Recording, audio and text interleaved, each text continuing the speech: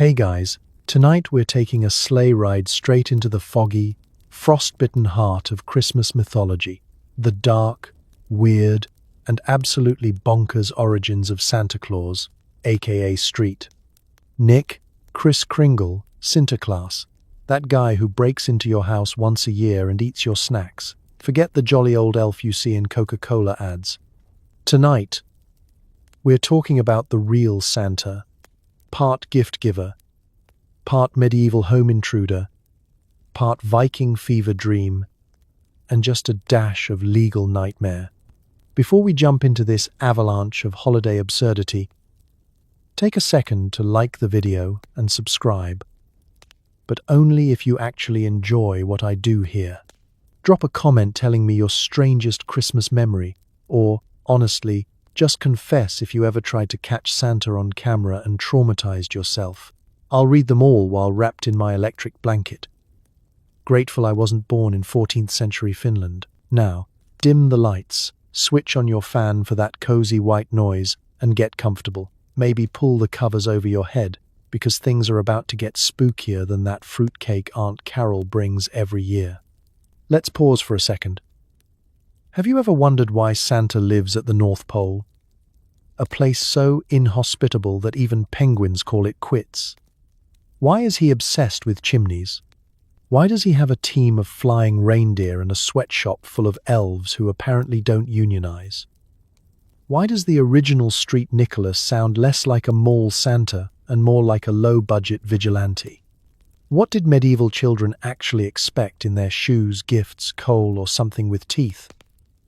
And why did so many cultures decide that a bearded stranger sneaking into your home at night was a good thing?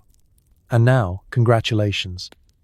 You've just woken up somewhere between the frozen forests of pagan Europe and the candlelit churches of medieval Asia Minor. You're cold, confused, and a little worried about the guy in the red robe eyeing your boots. Welcome to the real story of Santa Claus. Hope you like moral lessons delivered with a side of existential dread. You open your eyes to candle smoke and the scent of frankincense. It's the 4th century in Myra, and you're watching a bishop named Nicholas. His hobbies? Charity, secret gift dropping, and occasionally punching heretics in the face at church councils. He's not the guy from the mall. He's the reason Christmas was once less about cookies, more about wild acts of charity and the occasional religious brawl. Let's set the scene. The world outside is full of superstition, poverty, and exactly 0 Christmas ornaments. You're bundled in a threadbare tunic, huddling in a stone church, while Nicholas, who looks less like a jolly grandpa and more like the guy you want on your side in a bar fight, prepares to deliver another sermon. This is a world where saints aren't smiling in stained glass. They're out on the streets, dodging Roman officials, arguing about theology, and occasionally slipping coins to desperate families under cover of night. Nicholas is the local celebrity, but for all the weirdest reasons. His most famous move? The original Santa drop. Instead of swooping down a chimney with a bag full of toys, he sneaks out at midnight, a pouch of gold clinking under his robe. Why? Because one of his parishioners is broke. And in this era, that means your daughters are one step away from being sold off or worse. Nicholas waits for darkness, tiptoes up to the window, and hurls a sack of gold inside. No gift receipts, no Instagram story. If you're lucky enough to wake up to mysterious money on your floor, that's a Christmas miracle. If not, tough luck. Try again next winter. But Nicholas isn't all stealth philanthropy. He's also famous for righteous rage. Flash forward to the Council of Nicaea, 325 AD, the original world's worst office holiday party. Bishops from across the empire are arguing about whether Jesus is, technically, divine or just divine adjacent. In one corner, Arius, a smooth-talking heretic with a questionable beard.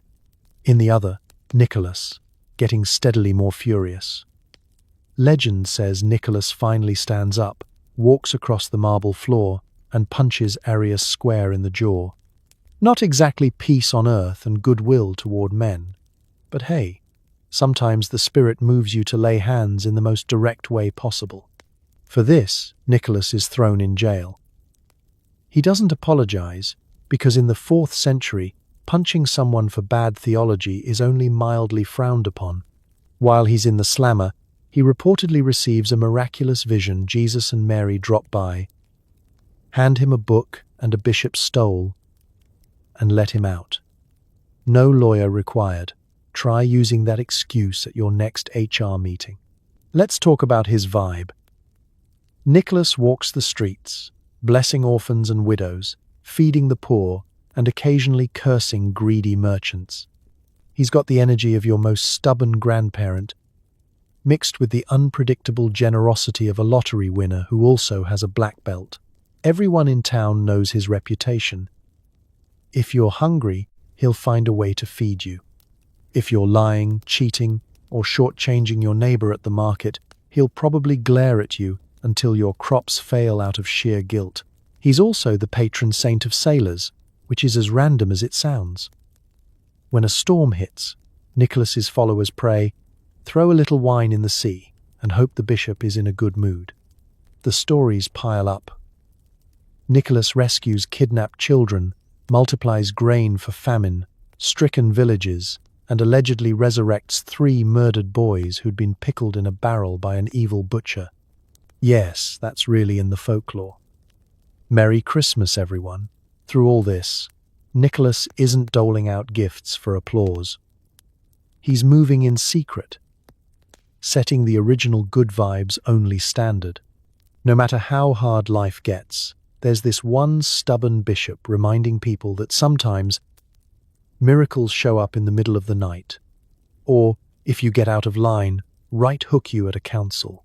So next time you see Santa in the mall, remember the real street. Nick would probably drop a gold coin in your shoe, say a prayer for your arthritis, and, if necessary, body check a heretic, all before breakfast. Not bad for the original Claus. It's winter in the Middle Ages. If you hear scratching at your door, it could be rats, or Nicholas, ready to sneak coins into your shoes, or, depending on the legend, abduct you for being naughty. There's no elf on the shelf surveillance, just moral terror and medieval parenting at its finest. Let's set the mood. You're huddled with your family under a pile of wool blankets, the wind howling like your cousin after losing at dice. The only thing thinner than your walls is your sense of security. Every snap of a twig, every creak in the dark, you're asking yourself, is that street, Nicholas, or something with more legs? In the candlelight, your mother tells stories, some heartwarming, others designed specifically to haunt your dreams.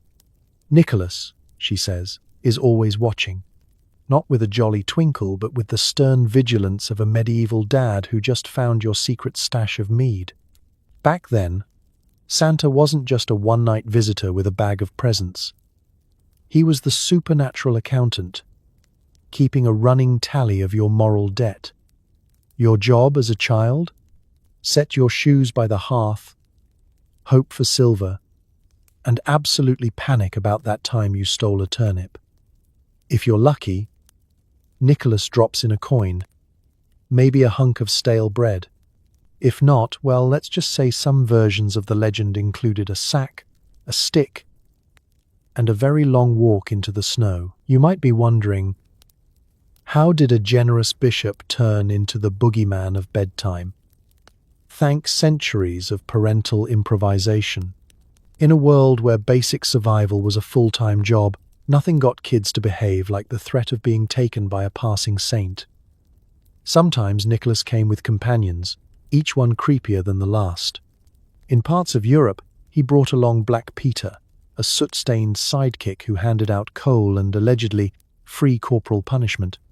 In other regions, you had to worry about Krampus, the original Christmas demon, who specialized in dragging the naughtiest kids away in a basket. Makes getting socks for Christmas seem downright generous. Let's talk about the shoes. There are no stockings hung by the chimney with care, just your everyday footwear, stuffed with hay or a desperate note asking for anything better than last year. On the appointed night, you line up your shoes and wait. If you've been good, you might get a shiny coin, or, if the harvest was bad, a carrot with suspicious bite marks. If you've been bad, well, sometimes the gift is a reminder from Nicholas to try harder next year. Usually in the form of a stick. Picture waking up at dawn, shivering with excitement, only to find a bundle of twigs in your shoe. It's the medieval equivalent of getting blocked on social media, but somehow even more humiliating. Charity in the Middle Ages was complicated. On one hand, Nicholas represented hope, the chance that, even in the coldest season, a little generosity might appear out of nowhere. On the other, he was a cautionary tale. Mess up, and the mysterious forces of winter would come knocking. The village priest, eager to keep everyone in line, leaned hard into the scary stories. Sunday sermons weren't just about spiritual salvation.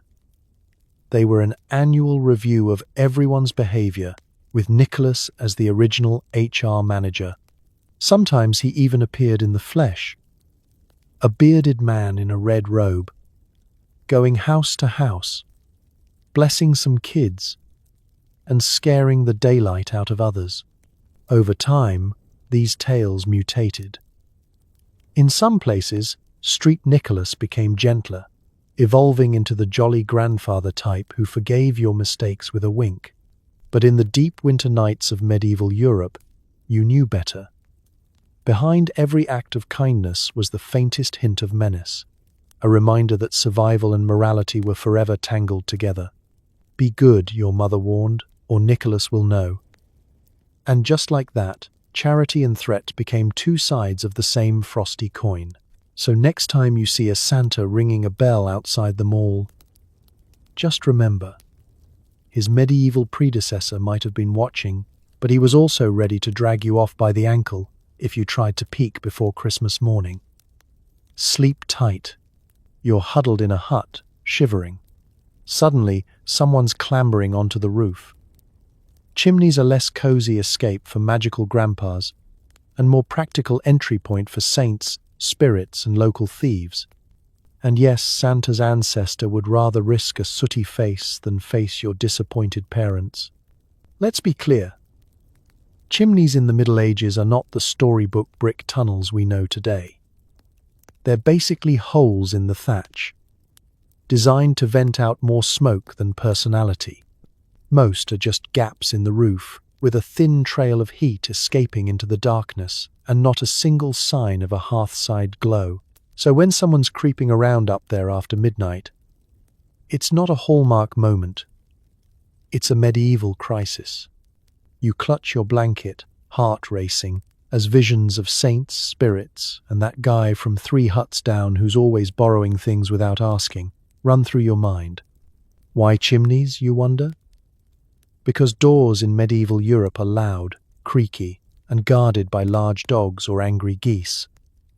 Only the most desperate, or the most magical, would dare a front entrance. So, for Nicholas and his imitators, the chimney isn't just a shortcut. It's the only way in without starting a neighborhood-wide uproar. The element of surprise is half the gift. Picture the scene. It's freezing, the wind is howling, and a mysterious figure is risking hypothermia just to squeeze down a hole above your fire. There's a good chance he's getting stuck, or at the very least, picking up a healthy lungful of soot on the way down. The earliest chimney-based Santas had to be athletic, patient, and willing to brave a medieval roof after midnight. That's Olympic-level dedication for a career that pays in gratitude and whatever snacks survived the rat patrol. And of course, chimneys weren't just for the good guys. In a world where thieves and hungry wanderers roamed at night, slipping down a chimney was considered an elite life skill. Right up there with not dying of exposure and being able to sleep with one eye open. People locked their doors, barred their windows, and then spent all winter worrying that someone would drop in uninvited, literally. Even the phrase "getting the sack" could mean waking up to find yourself actually being stuffed into one by a local spirit or vengeful Saint Nick. For the medieval mind, the chimney was also a liminal space, a kind of magical passage between the safety of your smoky hovel and the wild, dangerous night outside. It's not just where your firewood disappears in a cloud of ash. It's the spiritual express lane for winter's weirdest visitors. If you hear footsteps on the roof, it could be Nicholas with a coin, or it could be a poltergeist, a goblin, or, worst of all, your neighbor looking to borrow your last carrot. You're never sure. The only guarantee is that it's never boring. Of course, in some places, the legend morphs. Can't fit down a chimney? No problem. Santa's ancestor can ooze through keyholes, squeeze under doors, or manifest in the ashes like an extremely motivational ghost. In alpine regions, people hung protective charms over their hearths, just in case the guest dropping in was a little less saintly and a little more interested in the family goat. But there's another side to this. When Nicholas chose the chimney, he was making a point, sneaking in at midnight, leaving gifts with no witnesses. He's not asking for thanks or applause. He's modeling radical charity, good deeds done in secret, unnoticed except by the desperate and the cold. The soot-stained bishop is the original social worker, the patron saint of not getting caught.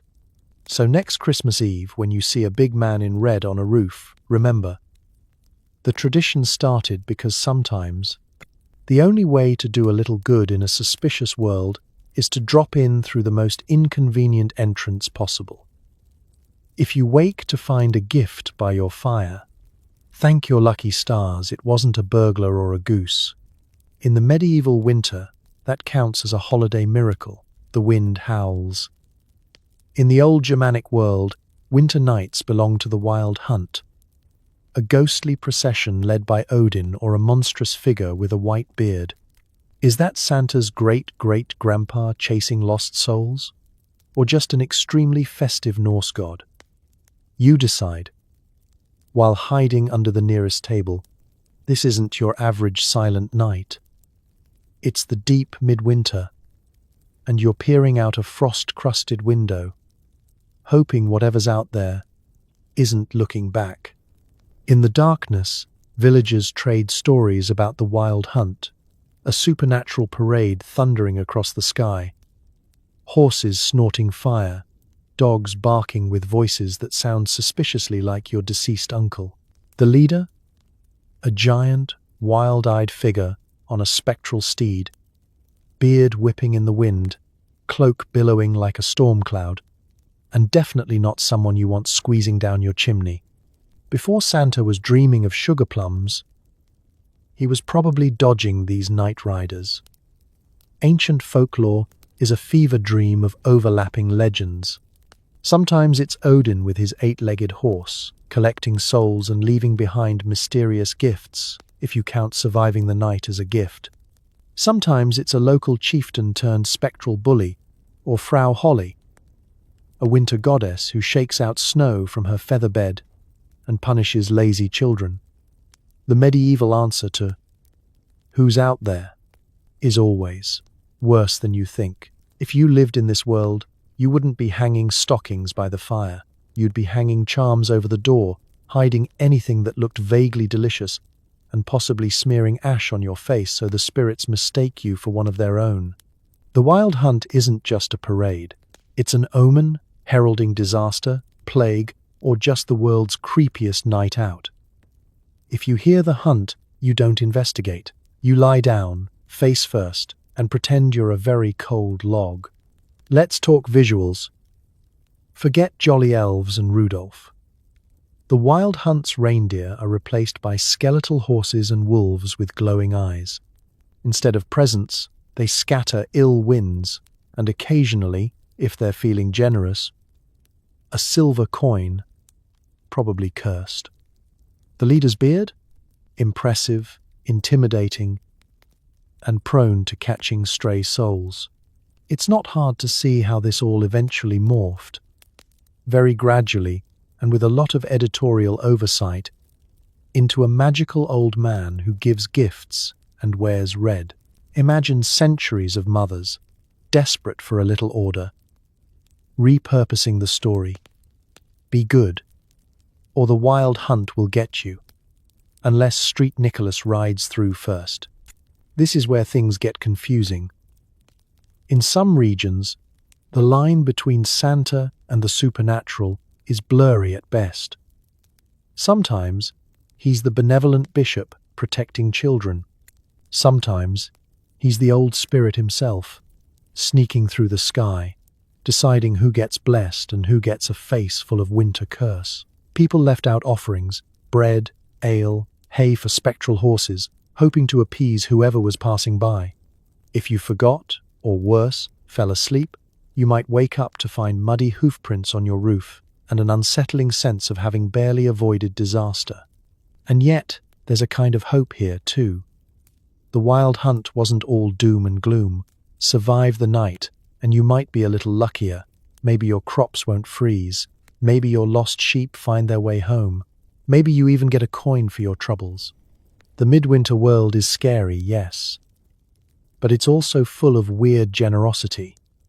A cosmic, supernatural secret Santa, if you will, who sometimes leaves you gifts, and sometimes just scares you straight.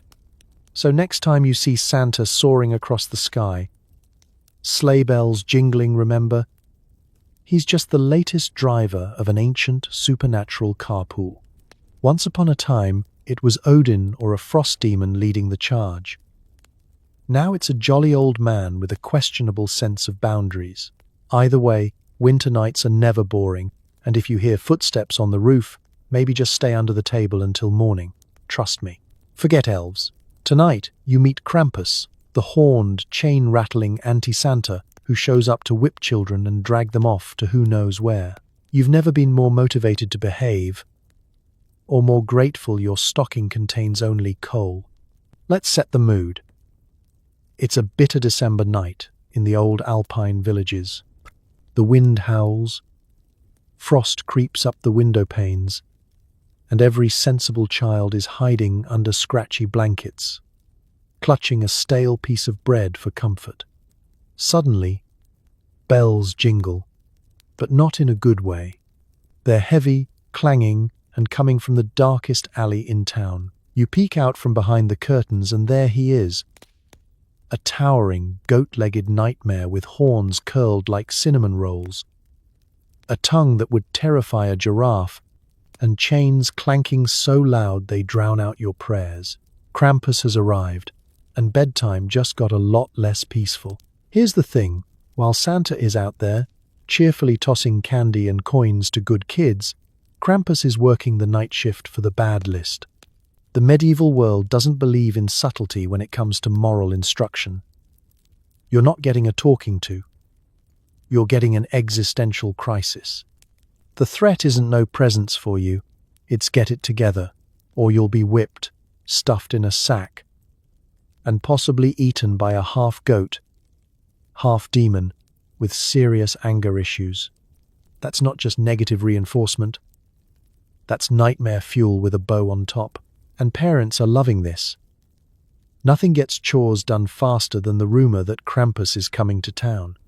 Medieval moms whisper, "Be good, or Krampus will get you," and suddenly the floors are swept, the turnips are peeled, and even the family goat is getting suspiciously polite. There are no safe spaces.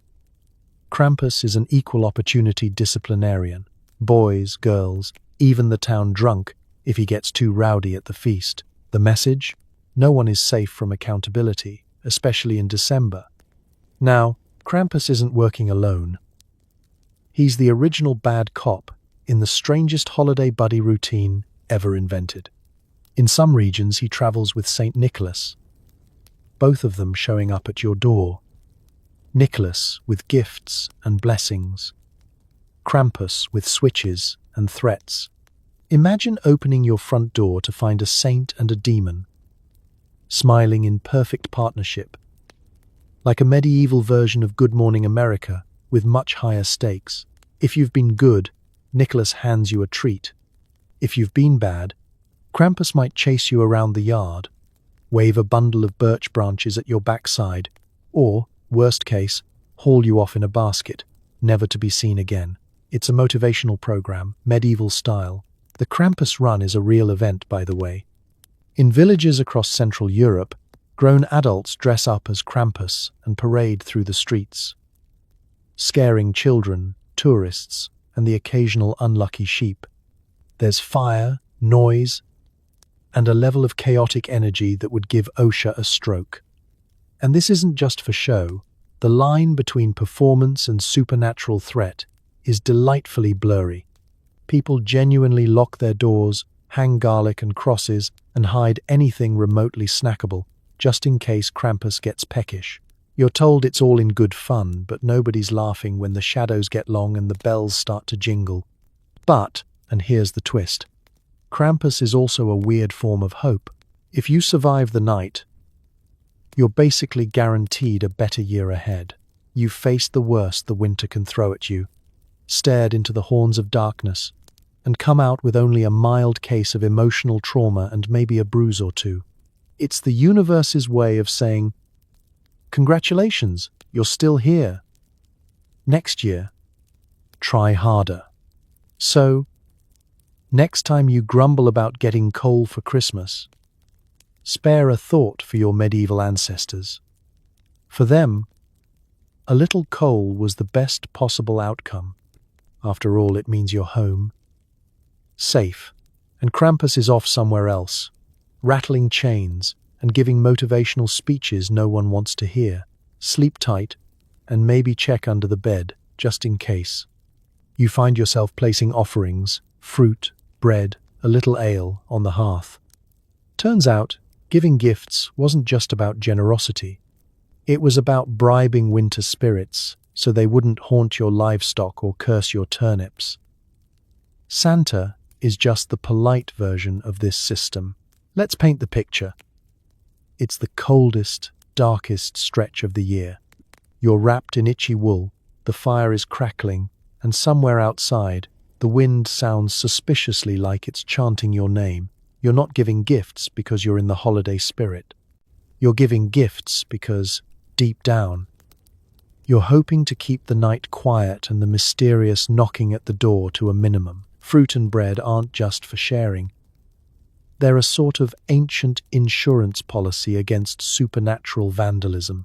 In a world where winter blues means actual spirits are out to get you, generosity is just good risk management.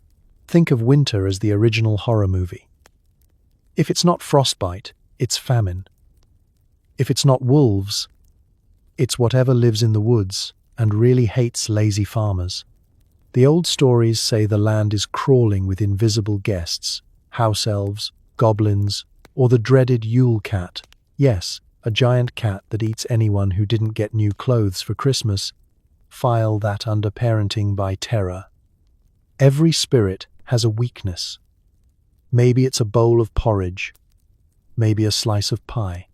Forget to pay your dues, and you might wake up to find your milk soured, your animals mysteriously ill, or your socks mysteriously gone. There's strategy to this. You don't just toss out the leftovers and hope for the best. The offering has to be intentional, well-placed, and sometimes oddly specific. In Scandinavia, a little bowl of Christmas porridge is left out for the niece, a cranky farm elf who'll either protect your home or tie your cow's tail in knots, depending on the quality of the porridge. If you skimp, he's offended. If you forget entirely, well, you're in for a season of broken tools and milk that smells like regret.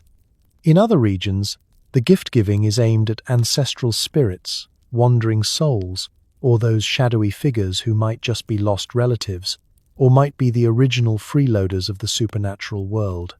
You light a candle, pour a drink, and mutter a polite request. Please don't curse my cabbage.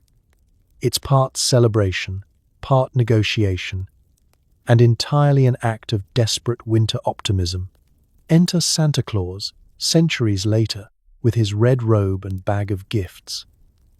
He's not here to threaten your cows or curse your produce.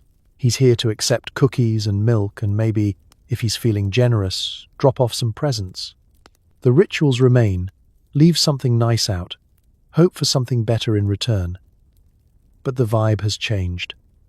Now, it's less about fending off doom and more about spreading cheer. Or at least, that's what we tell the children. But if you look closely, the old logic is still there. Santa's nice list is just a rebrand of the ancient scorekeeping. Be good and you'll get a present. Be bad and you might get nothing. Or, if you're really unlucky, a visit from his not-so-friendly colleagues. Parents the world over have leaned into this system for centuries. Share your toys, or the Christmas witch gets your tablet. Even modern Christmas markets, with their endless sweets and shiny trinkets, are just ancient bribery in a cuter package. So next time you set out cookies and milk, remember, you're part of a grand, slightly paranoid tradition of holiday self-defense. Those treats on the mantel aren't just for Santa.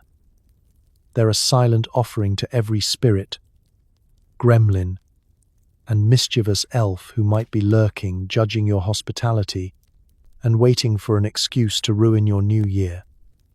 Sleep tight, and maybe put out a little extra bread, just in case. Red suits? Try bishop's robes, ancient shamanic cloaks, or just the bloodstains from a typical winter sacrifice. Santa's look changes, but it's always a little alarming and never, ever machine washable. Let's talk medieval fashion. You wake up in the dead of winter and see a figure on the road. A tall man in a swirling robe the color of dried cranberries, trailing fringe and possibly a few errant animal bones. Depending on the century, he's either a highly respected bishop, a wandering shaman, or just the local guy with the best access to dyes and the least fear of animal guts. There's no department store velvet, no faux fur trim, and definitely no tag in the back that says dry clean only. Every inch of Santa's wardrobe is a walking, talking mood board for chaos. You'd think the red suit is a modern invention, but the tradition goes way back. Bishops, like good old Street, Nicholas, wore ceremonial robes, deep crimson or purple, sometimes trimmed with gold, but more often patched and worn from years of actual use. The color wasn't just festive, it was a signal to the crowd. Here comes someone important, someone halfway between God and the town gossip.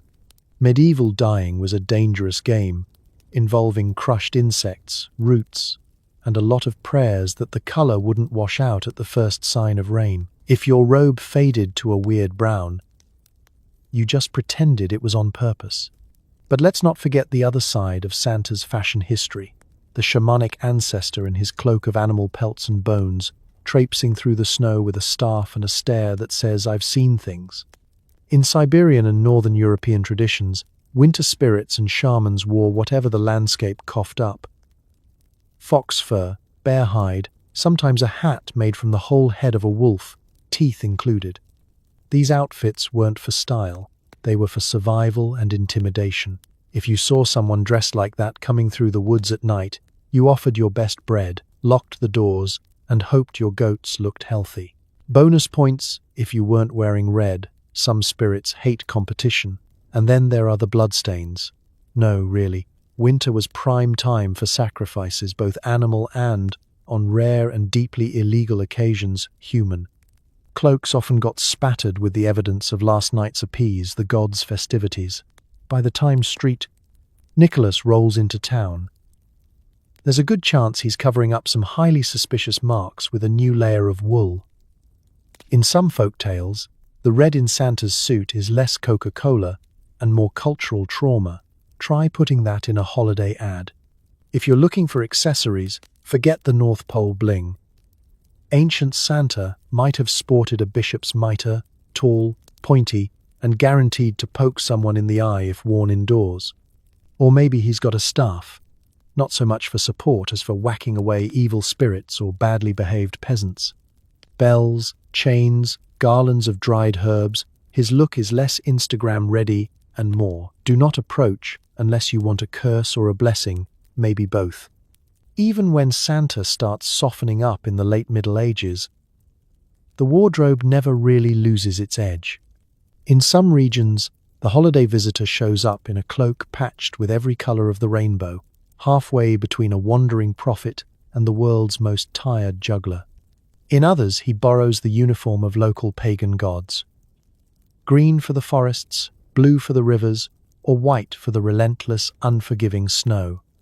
And always, there's that stubborn streak of red, a little festive, a little threatening, impossible to ignore. So the next time you see a mall Santa, spare a thought for his wardrobe's bloody, muddy, centuries-long evolution. Behind every ho-ho-ho is a laundry nightmare, a bit of ecclesiastical flair, and the ghost of a shaman who probably smelled like smoked reindeer and existential dread. Just be glad your holiday sweater only has eggnog stains, and maybe stick to machine washable. You're dozing off when you hear scratching and giggling. Medieval elves weren't cute. They stole babies, soured milk, and ruined your sleep. It took centuries of rebranding before they were trusted with making wooden trains. Let's rewind to a world where elves are less workshop interns and more paranormal home invaders. In the old days, elves didn't come with jingling hats or candy-striped leggings. If you encountered one, you weren't asking for a toy. You were checking your pantry for missing bread. Or worse, your cradle for missing children. Elves, or their even less helpful cousins, goblins, imps, and trolls, were blamed for everything you couldn't explain. That rash on your arm? Elf shot. Your butter turned rancid? The elves were in the dairy again. The medieval world was basically a running list of grievances against the local supernatural population.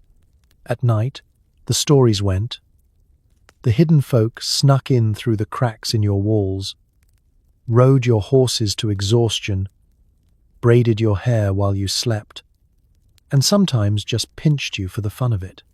It's like living with a team of invisible, sugar-crazed raccoons, only meaner and with better aim.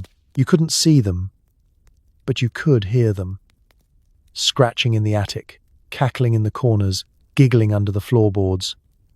Forget sleep. You're spending the night warding off ancient pranksters with bread crusts, iron horseshoes, and desperate prayers to anyone listening. Elves were taken seriously. Medieval law codes actually included fines for elf-related injuries. If you developed a mysterious bruise or fever, people might suggest you had angered the elves by skipping a ritual, leaving out the wrong offering, or, heaven forbid, moving a rock without permission. Some unlucky souls were accused of elf disease, a catch-all for anything from migraines to madness. The solution? Seek out a local wise woman or priest who would prescribe a potent mix of herbs, spells, and, if all else failed, hiding under your bed until the elves got bored. But don't think the elves limited themselves to bad luck and dairy sabotage. If you lived near the woods, you were told stories of changelings. Elf children swapped for human babies. Parents watched their infants closely for signs: strange behavior, odd cravings, a sudden talent for speaking Latin. If anything seemed off, the local remedy might involve salt, fire, or an exorcism.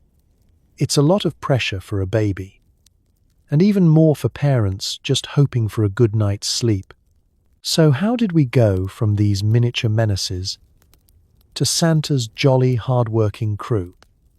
Enter the great Christmas PR campaign. As the centuries rolled by, society decided that elves were more fun as helpers than as household terrorists. The Victorians, with their love of sentimental holiday stories and general disregard for accurate folklore, polished up the elf image. Suddenly, elves were tiny, industrious, and inexplicably fond of making toys instead of trouble. red and green outfits, pointy shoes, and a can-do attitude, far more marketable than the old, possibly cursed goblin look. By the time the modern Santa workshop appears, the elves have been fully rebranded. Now, instead of souring milk, they're painting wooden soldiers and assembling teddy bears. The scratching in the night is just the sound of gifts being wrapped, not your shoes being stolen. The only danger is getting on the naughty list and maybe ending up with socks for Christmas, a vast improvement over waking up in a fairy ring. Or, worse, never waking up at all. But if you listen very carefully, late at night, you might still hear something giggling in the walls. Maybe it's the heating pipes. Maybe it's a leftover elf, reminiscing about the good old days of pranks and midnight chaos. Either way, tuck yourself in, hang an iron horseshoe above your door, and hope your milk stays fresh till morning. Santa's elves might be cute now, but history never really forgets. Sleep well, and don't let the elves bite. You're writing a letter to Santa, but in the old days, your naughty deeds were recorded by an invisible spirit, your parents, and possibly your neighbor's goat. The list was less about behavior and more about social control. Nothing motivates children like fear of supernatural punishment. Let's put you in the room. It's a drafty medieval cottage. Your only source of light is a smoky candle stub, and the only thing thicker than the smell of cabbage is the sense of surveillance. You think you're alone, but according to legend, someone or something is always watching. Not just Nicholas, but a whole host of spirits, ancestors, and, if you're really unlucky, the family livestock, all keeping score for the end-of-year reckoning. You want that extra hunk of bread? You'd better not push your brother in the mud, because rumor has it the spirits keep a better record than your parents do. The idea of a list is older than Santa's reindeer, and certainly older than Google Docs. In ancient Europe, the gods and spirits were always updating their own cosmic ledgers. Did you sweep the floor for the house spirit? Did you leave a slice of bread for the goblins? Forget once, and you're on their naughty list. Some families kept their own version, a tally stick for good and bad behavior, sometimes carved with cryptic marks only your mother could decipher. Modern parents have Elf on the Shelf. Medieval parents had creepy story hour and a healthy respect for magical retribution. And you weren't just being monitored at home. In many villages, neighbors acted as amateur surveillance agents, happily reporting your every misstep. Stole an apple from the orchard? Old Agnes next door will add it to the communal gossip, and suddenly everyone's convinced you're destined for goat duty instead of Christmas dinner. Your reputation was your currency. The naughty list wasn't just about personal morality.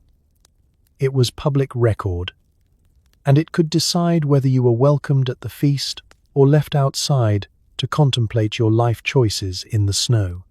The clergy loved this system. Priests would thunder from the pulpit about the book of life, in which every deed was written down and judged. If you were lucky, Nicholas might intercede for your soul. If not, you were on your own. The fear of eternal consequences was a fantastic motivator for both children and adults. Did you forget to tithe? Miss Mass, eat meat on a Friday? Congratulations, you've just speedrun your way onto several lists, none of them involving gifts. But the real genius of the naughty list was its flexibility. Parents could weaponize it at any moment. Didn't want to eat your boiled turnips? That's fine. But the spirits are watching. Thought about skipping chores? Do you want to wake up with coal in your shoes? Or worse, a mysterious rash? Even pets got in on the act. Cats, it was believed, had a direct line to the other side. Act up in front of the cat and everyone agrees you've doubled your chances of spectral punishment. Over time, the threat of supernatural blackmail evolved. The names changed. Saints and elves replaced ancient spirits. But the system stayed rock solid. It was the original crowd-sourced behavioral modification program, centuries before social media. All you needed was a tale of the watchful Nicholas, the fear of a note in some holy ledger, and the possibility of getting skipped over at the winter festival. Suddenly, being good for goodness sake made sense, especially when being bad might mean sharing a bed with the family goat or getting a personalized curse. So next time you worry about ending up on the naughty list, remember, you're participating in an ancient tradition of holiday blackmail, perfected by generations of desperate parents and opportunistic priests. Smile for the spirits. Be nice to the neighbor's goat. And keep your candle lit, just in case someone's watching from the shadows, tallying your every move. Sweet dreams, and may your record stay miraculously clean till morning. It's the night before Christmas, and you're stuffing your shoes with hay, hoping for a coin or a treat. But beware, in some places, an empty shoe meant you were on the menu for hungry goblins. It's less festive, more survival strategy. Let's rewind to the not-so-silent nights of medieval Europe, where the only thing more unpredictable than the weather is what might crawl in through your window after dark. Forget stockings hung by the chimney with care. Most people didn't even have stockings. You used your everyday shoes, the ones that had survived a year of mud, manure, and, if you were lucky, minimal frostbite. Shoes were currency. You cleaned them, patched them, and at least for one night a year, treated them as magical delivery systems for holiday luck. The tradition is simple but fraught with risk.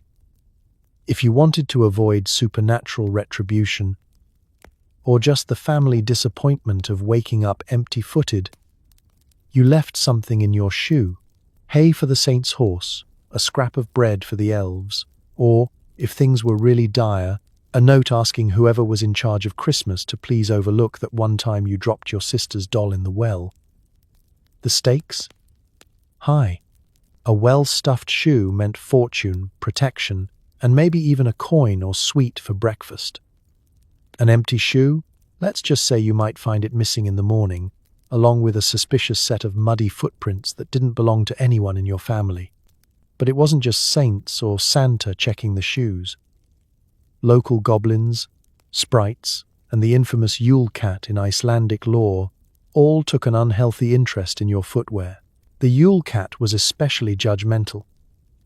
It would peer in windows looking for new clothes or shoes. If you didn't have any, it might just eat you.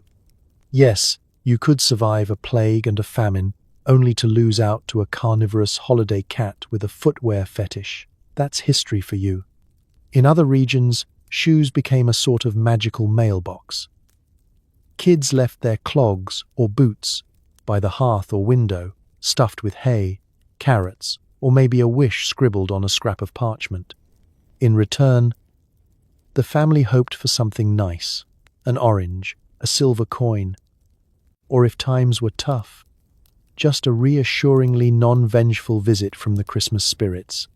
Sometimes you woke to find your shoes heavier with treats, sometimes they were suspiciously lighter, and every so often you discovered extra hay and a note that essentially read, "Try harder next year."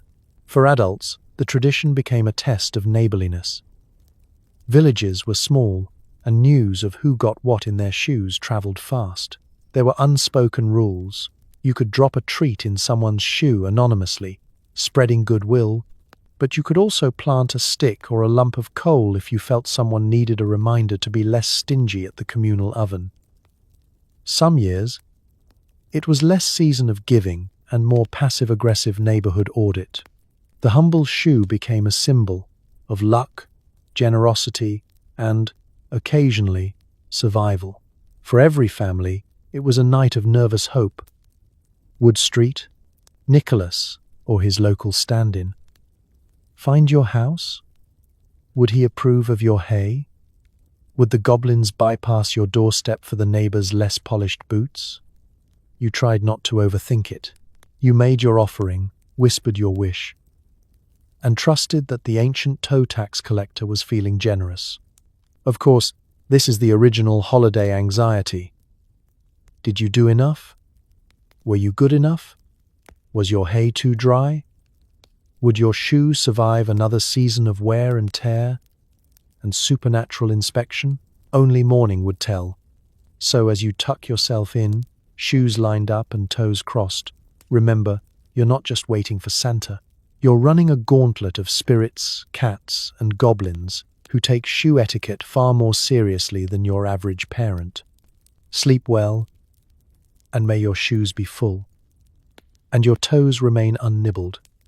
Come sunrise, you look up to see a herd of reindeer leaping through the night sky. Are they magical? Maybe. Or maybe someone's been brewing mushrooms again. Early shamans rode reindeer, and possibly hallucinations, long before Santa commandeered the team. Let's set the frosty scene.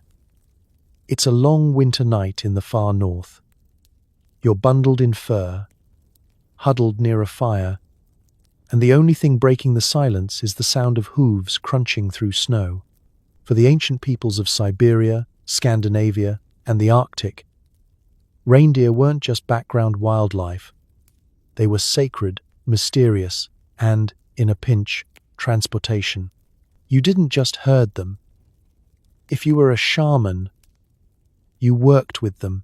And by worked with, we mean you might have been found riding one bareback in a blizzard, chanting to the sky, and possibly seeing colors that don't technically exist. In these cultures, the shaman was the original holiday frequent flyer. Need to deliver a blessing? Need to ward off evil spirits? Strap in, because the preferred method of travel involved a reindeer, a drum, and a pouch of, let's say, special mushrooms. Fly? Maybe not literally, but with enough mushroom tea, anything can fly. The reindeer, for their part, seemed remarkably tolerant of this arrangement. And if they accidentally soared through the air, in the mind of the shaman at least, who's to say what's real and what's just very enthusiastic holiday cheer? The connection between reindeer and the supernatural didn't stop at local hallucinogens. In the dead of winter, reindeer migrate en masse, their silhouettes ghostly against the snow, antlers like living candelabras. To villagers watching from behind frosty windows, it looked like magic. A natural miracle dressed up as a parade. Add a few thousand years, a dash of medieval storytelling, and suddenly you have reindeer leaping across the moon, towing not just sleds but the secrets of the universe. Of course, by the time Santa gets involved, the reindeer are ready for their close-up. In folklore, the sky is a busy place. Odin, the Norse god, rides an 8-legged horse named Sleipnir. Not technically a reindeer, but try telling that to a medieval poet. Children left out treats for Sleipnir, hoping Odin would leave them a gift in return. As the centuries rolled by and gods faded into legends, the reindeer inherited the gig. Less baggage, more charisma, and a bit less apocalyptic thunder, but let's not forget the mushrooms. In some versions of the story, shamans dressed in red and white robes. Coincidence? Would collect the bright red Amanita muscaria mushrooms, the ones with the white spots you see on Christmas cards, and hang them to dry in tree branches, looking suspiciously like ornaments. After a long night of spiritual flight, the shaman would return through the smoke hole of the yurt, straight down the equivalent of a chimney, bringing blessings and, depending on how strong the mushrooms were, possibly a newfound fear of reindeer. Santa's flying team was centuries in the making. Early storytellers mashed together pieces from everywhere. Pagan gods, local wildlife, a little shamanic flair, and a lot of winter survival anxiety. By the time the 19th century poem, A Visit from Street Nicholas, comes along, now dasher, now dancer, the world is ready for flying reindeer, and the old, wild magic gets a PR overhaul. So, next time you see Rudolph's nose lighting up the sky, remember, you're witnessing the grandchild of 1,000 winter legends, a shaman's fever dream made family-friendly. Whether it's magic, mushrooms, or just the enduring weirdness of winter, the reindeer games go on. And if you hear hooves overhead tonight, maybe just stay inside and let the spirits have their fun. Not all homes have chimneys. So sometimes Santa, or his creepier cousins, squeezed through keyholes, windows, or, for the especially unlucky, just barged in through the front door. Medieval locks didn't stand a chance. Let's set the mood. It's a winter night in a ramshackle cottage. The wind whistles through the cracks, your candle flickers, and you hear the distinct sound of something trying to get in. There's no sturdy deadbolt, no smart security system, just a wooden latch and a prayer. In an age where doors are warped from rain and keyholes are big enough for a squirrel to moonlight as a cat burglar, it's open season for supernatural holiday visitors. The chimney? Sure, it's the classic route, but let's face it, sometimes it's just not available. Maybe your chimney is just a glorified hole in the wall that doubles as a rain spout. Maybe you're living in a stone hut where the fire just smokes out through a hole in the roof. And even Street Nicholas doesn't have the flexibility to limbo through that. So, like any resourceful mythological figure, he improvises. Window slightly ajar? In he goes. Keyhole wide enough to see daylight? He's slipping through in a swirl of ash and cold air. And for the especially unlucky, he skips the pretense and just strolls in like he owns the place, giving the dog a knowing wink and the family goat a stern look. You might be wondering why these legendary visitors are so determined to get in. In the medieval mindset, the boundary between outside and inside was thin and often violated. Spirits, saints, and seasonal gift-bringers operated with all the respect for privacy of a nosy neighbor with a master key. The message was clear. No matter how you barricade yourself, you can't keep out Christmas or its consequences. Of course, Santa isn't always alone. In some regions, he brings a whole entourage. Goblins who love crawling under doors, Yule lads who peer through windows, and ancient witches with a talent for finding any architectural weakness. They're the original cat burglars, except instead of stealing your jewels, they're inspecting your manners and inventorying your kitchen scraps. If you're really unlucky, it's not even a spirit, it's your neighbor. Dressed up in a hand-me-down robe and a suspiciously fake beard, delivering gifts or reminders to return the rake you borrowed in August. The next morning you wake up to find a turnip in your shoe, your door mysteriously ajar, and your mother insisting that St. Nicholas definitely came in the night, so you'd better behave or next time he'll come in through the window and take your last piece of bread. There's a certain genius to all this. The unpredictability of entry points kept children, and honestly most adults, on their best behavior. Who knew when the next magical home inspection might occur? Forget Santa's he sees you when you're sleeping. In medieval Europe, he might actually be crawling through the pantry as you speak. Locks were more suggestion than security, and the idea that goodness might be rewarded, or badness swiftly punished, was enforced by the ever-present threat of home invasion with a smile. Eventually, as houses got sturdier and locks improved, the myths adapted. Chimneys became the accepted route, probably because nobody wanted to think too hard about the alternatives. But if you live in an old house and hear the floorboards creak around the holidays, don't worry. It's probably just Santa, or one of his less reputable cousins, testing your security and maybe leaving you a little reminder that in the battle between tradition and privacy, tradition always finds a way in. So tonight, check your windows, stuff something in the keyhole, and maybe leave out an extra snack. You never know who, or what, might decide to drop by for Christmas. Sleep well, and don't mind the gentle rattle at the latch. It's all part of the holiday magic. The darkest night of the year arrives. For ancient folks, this wasn't just time for cocoa, it was a supernatural siege. Staying up all night to guard against ghosts, goblins, and the occasional Saint Nick was practically a community sport. Let's set the scene. You're deep in pre-modern Europe, where winter blues means something entirely different. The solstice is upon you. The sun dips lower every day, and the night creeps in like an unpaid tax collector, cold, long, and impossible to reason with. Everyone in your hut is wide awake, crowded around a barely adequate fire. The wind moans outside, rattling the shutters. Is it the wind or something else? You're not taking chances. The entire village is on edge. Superstition is the official weather forecast. This is the night when the veil between worlds is thinnest, when the restless dead and things with too many teeth supposedly roam the frozen fields. Your job? Don't let anything in, and for heaven's sake, don't fall asleep first. Grandma is muttering protective charms in the corner, tossing herbs into the fire. Dad sharpens a stick. You clutch a wooden spoon and try not to make eye contact with the darkest corner of the room. Every culture has its own winter defense system. In Northern Europe, people hang sprigs of holly and rowan above the door to ward off witches.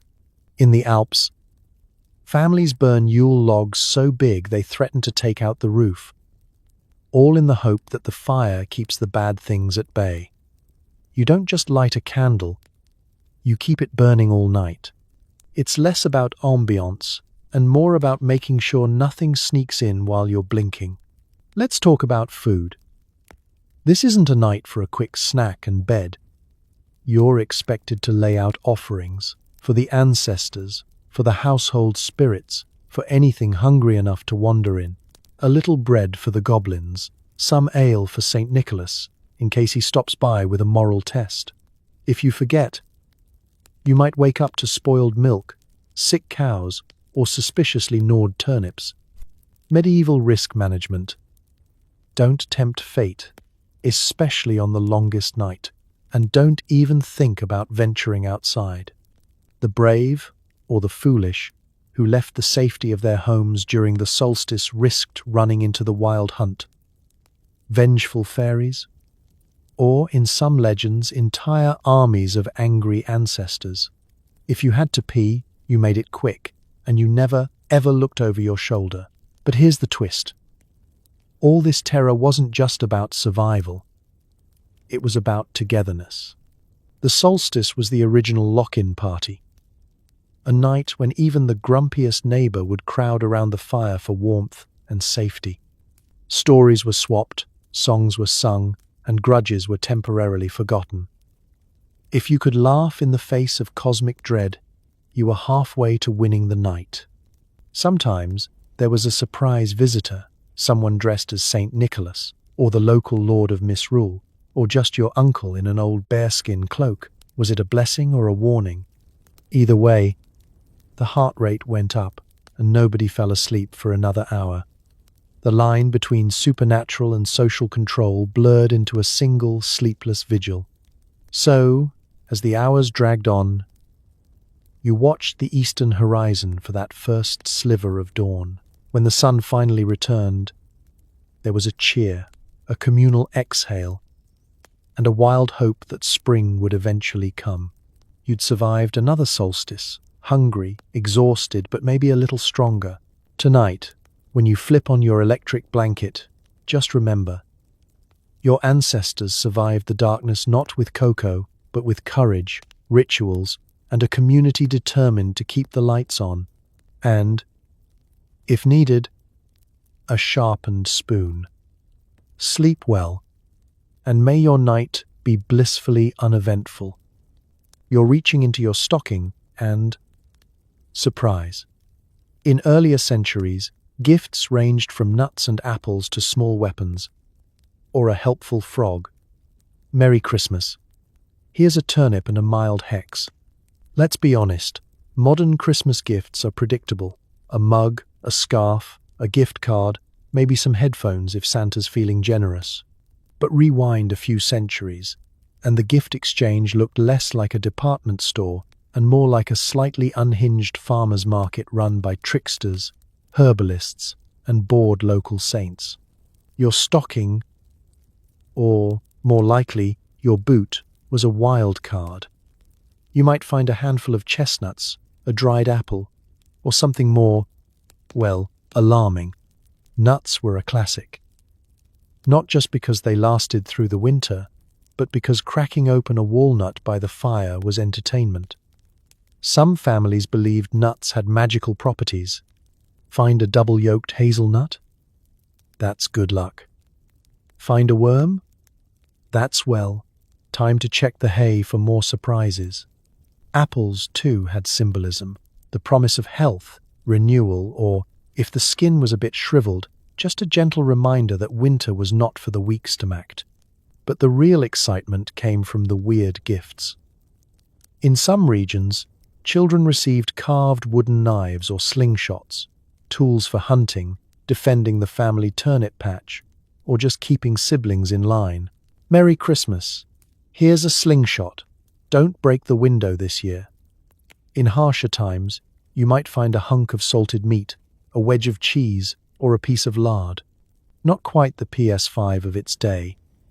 But in a world where calories were currency, it might be the difference between feasting and famine. For the truly lucky, there was money, usually a single coin, polished to a shine.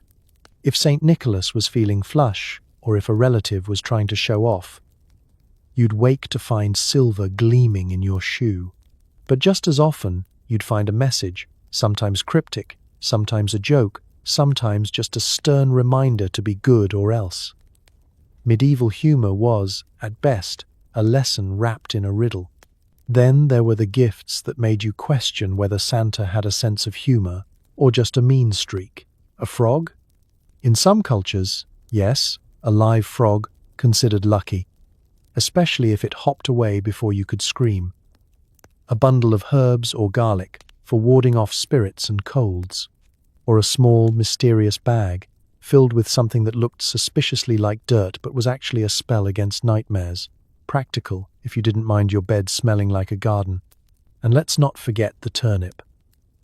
In lean years, the humble root vegetable became the all-purpose gift. Carve a face into it, and it's a proto-jack-o'-lantern. Boil it, and you have dinner. Give it to your least favorite cousin, and you have a family grudge that lasts until next Yule. Sometimes, gifts came with warnings, tiny bundles tied with red string, said to contain a mild hex, just enough to keep you humble or nudge your conscience through the next 12 months. The best and worst part? You never knew what you'd get. It was a grab bag of luck, creativity, and, occasionally, thinly veiled parental advice. Got a handful of straw? Maybe it's a hint to help muck out the barn more often. A single clove of garlic? Maybe it's time to brush your teeth or watch out for vampires. So, as you dig through your stocking this year, take a moment to appreciate how far we've come. Behind every wrapped gift is a long tradition of improvisation, weirdness, and the occasional helpful amphibian. If your present seems odd, just be grateful it's not a frog, a turnip, or a weaponized lesson in humility. And if it is, well, at least it'll make for a good story next year.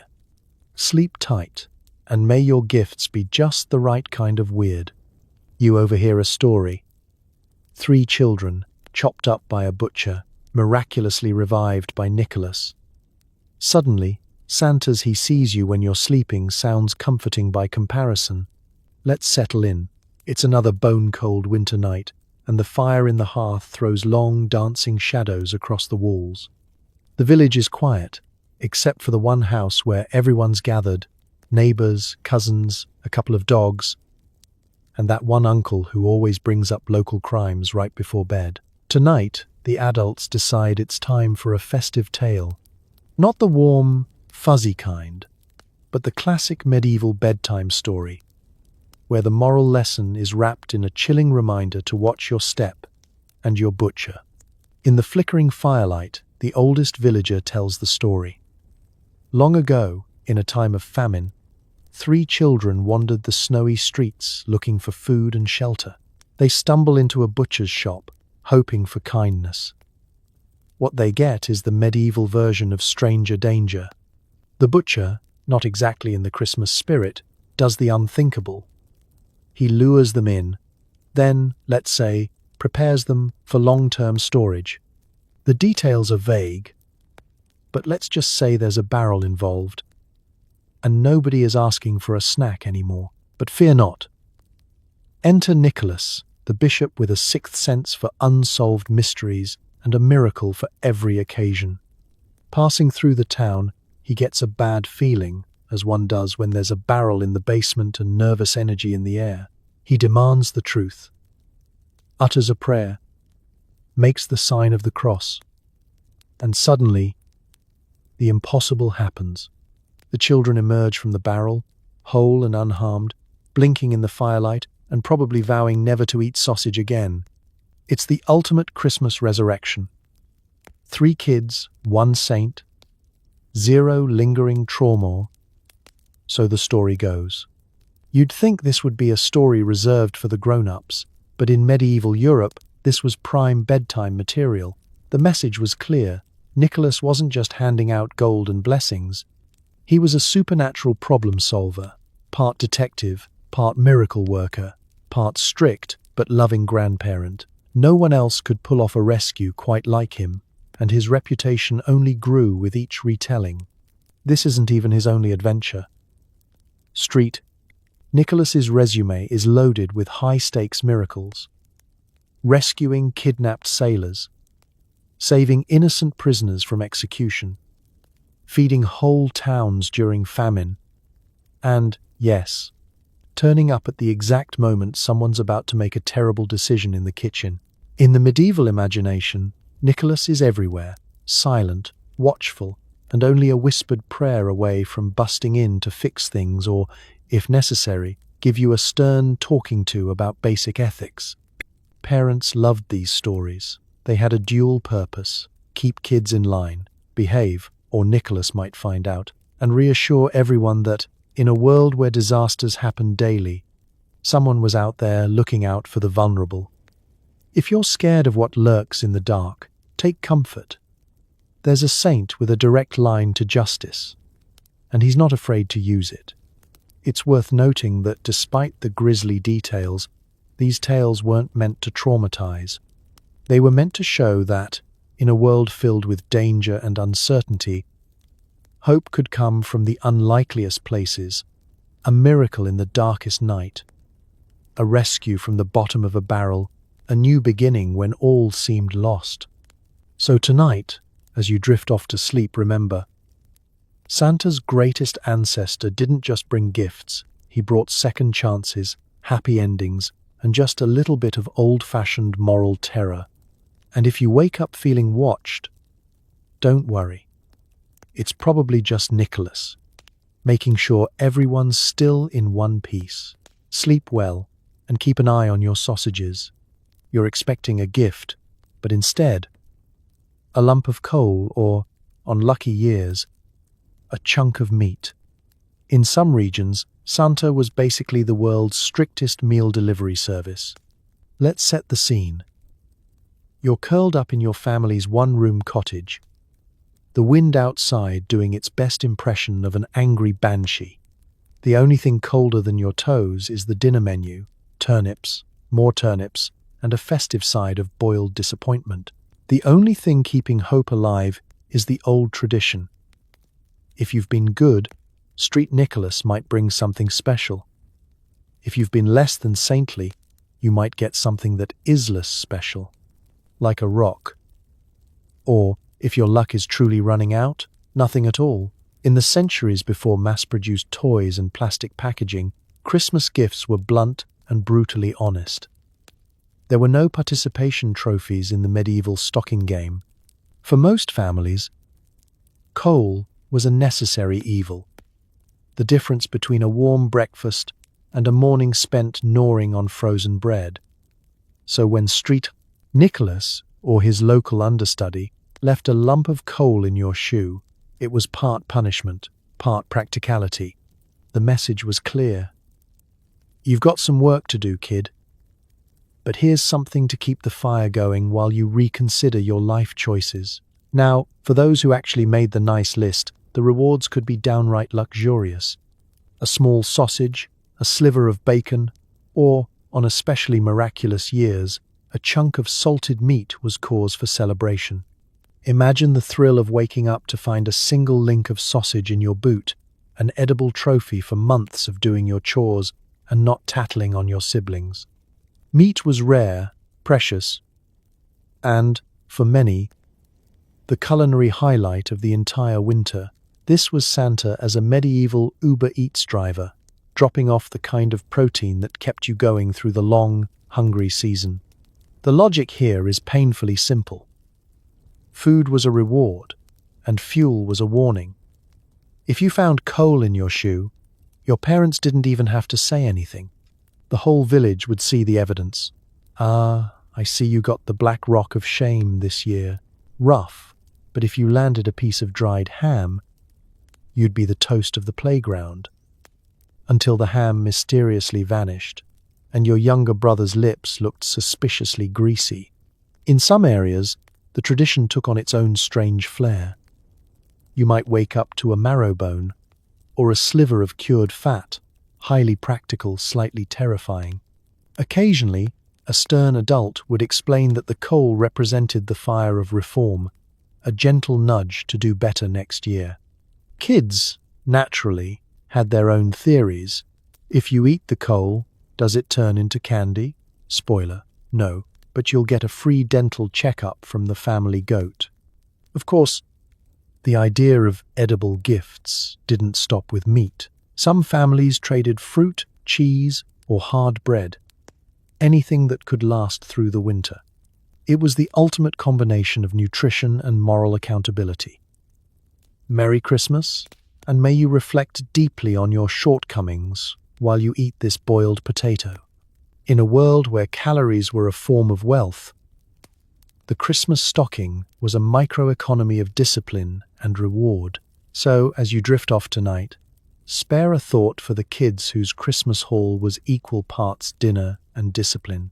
Whether you ended up with a feast or a future fuel source, every gift was a message, every meal a lesson. Next time you grumble about socks under the tree, remember, at least you're not expected to eat your present or fuel the family fire with your bad behavior. Sleep well, and may your stocking be meaty and your coal purely decorative.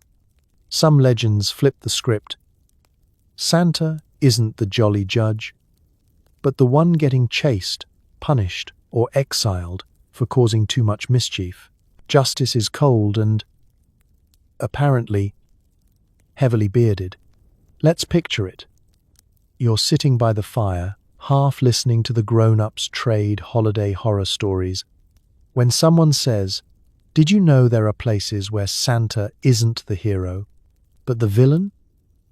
Suddenly, you're a lot more alert and grateful for every boring Christmas you've ever had. In this version of the story, St. Nicholas has overstepped. He's handed out one too many questionable miracles, or maybe he's just annoyed the local authorities with his unsolicited midnight visits and general disregard for property boundaries.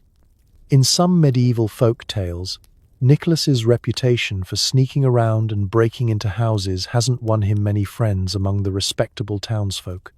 Imagine being the mayor of a small European village.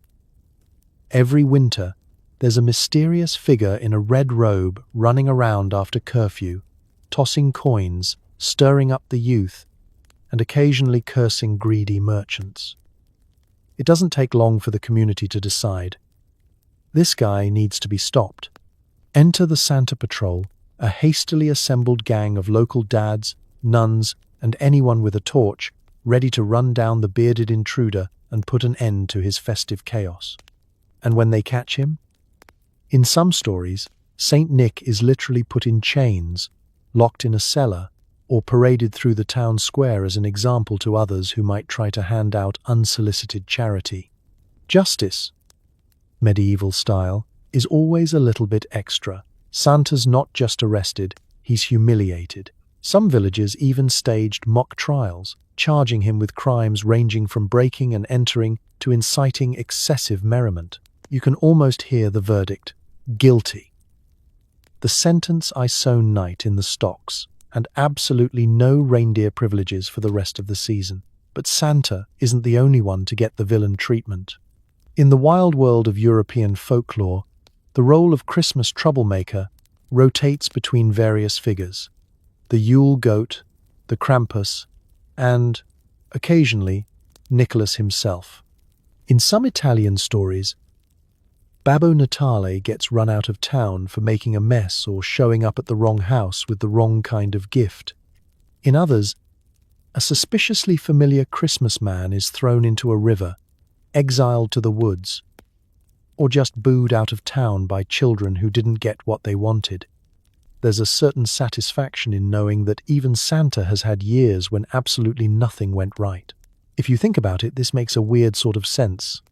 For every story where St. Nicholas is a saintly savior, there's another where he's just a little too enthusiastic with the gift-giving, a little too eager to punish or bless, and a little too mysterious for medieval comfort. People are suspicious of outsiders, especially ones who climb down chimneys or squeeze through keyholes. Sometimes, the only way to restore order is to put even the patron saint of Christmas on the naughty list. But don't worry. These Santa in chains stories rarely end in disaster. In the true spirit of the season, Nicholas usually manages to escape, apologize, or just bribe his way out with another coin or two. The villagers laugh, the chains come off, and the whole thing becomes another excuse for a feast, a song, and a healthy respect for the unpredictable nature of holiday magic. So, next time you see Santa parading down Main Street, remember, in another century, in another town, he might be the one in the stocks, learning that even the best-intentioned gift-giver can end up on the wrong side of tradition. Justice may be cold, but even in chains, Santa always finds a way to bring the party. One wintry night, you hear bells, but instead of reindeer, it's a parade of skeletons following Street Nick.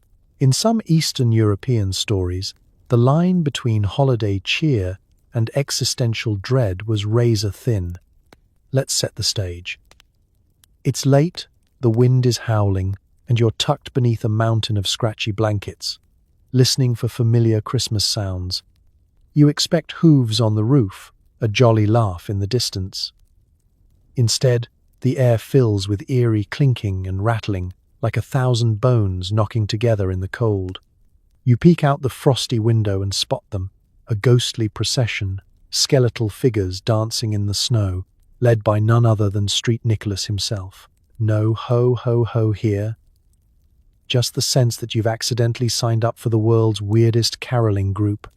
This isn't a nightmare, it's folklore. In pockets of Eastern Europe, Poland, Slovakia, Ukraine, and beyond, the midwinter season was haunted by a tradition known as the Skeleton Parade, where death and festivity walk hand in hand. The local wisdom was simple. If you don't respect the dead, or if you forget to honor your ancestors, they might just show up, led by Street Nick, to remind you.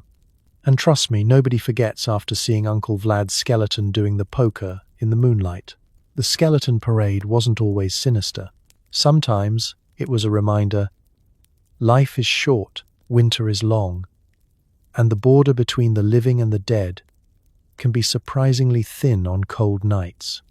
Children were warned, be kind, share your bread, remember those who came before you. Ignore these lessons, and the parade might march right through your house, leaving icy footprints, missing pies, and a trail of existential dread in its wake. Street Nicholas, in these stories, isn't just a bringer of gifts. He's a cosmic tour guide, leading the spirits out for a stroll, making sure everyone remembers their place in the great holiday balance sheet. His presence is both comforting and terrifying. On one hand, if you see him, it means you're being watched over, kind of like Santa's he sees you when you're sleeping, but with a full supporting cast of your dearly departed. On the other hand, nobody wants a skeleton knocking on the door to critique your hospitality. For grown-ups, the Skeleton Parade was a not-so-gentle reminder to make peace, settle debts, and bake an extra loaf of bread. just in case the hungry spirits were stopping by. If you heard the bells at midnight, you'd light a candle, whisper a prayer, and maybe pour a little vodka on the threshold. Hospitality to the dead was serious business. Fail to observe it, and you risked a year of bad luck, lost livestock, or a haunting so embarrassing even your neighbors would talk. The parade wasn't all doom, though. In some villages, people dressed as skeletons and street Nicholas, going house to house, collecting treats, blessings, or occasionally a warm shot of spirits. Think of it as trick-or-treating with a much more philosophical twist. Give us a cookie, or we'll remind you of your mortality.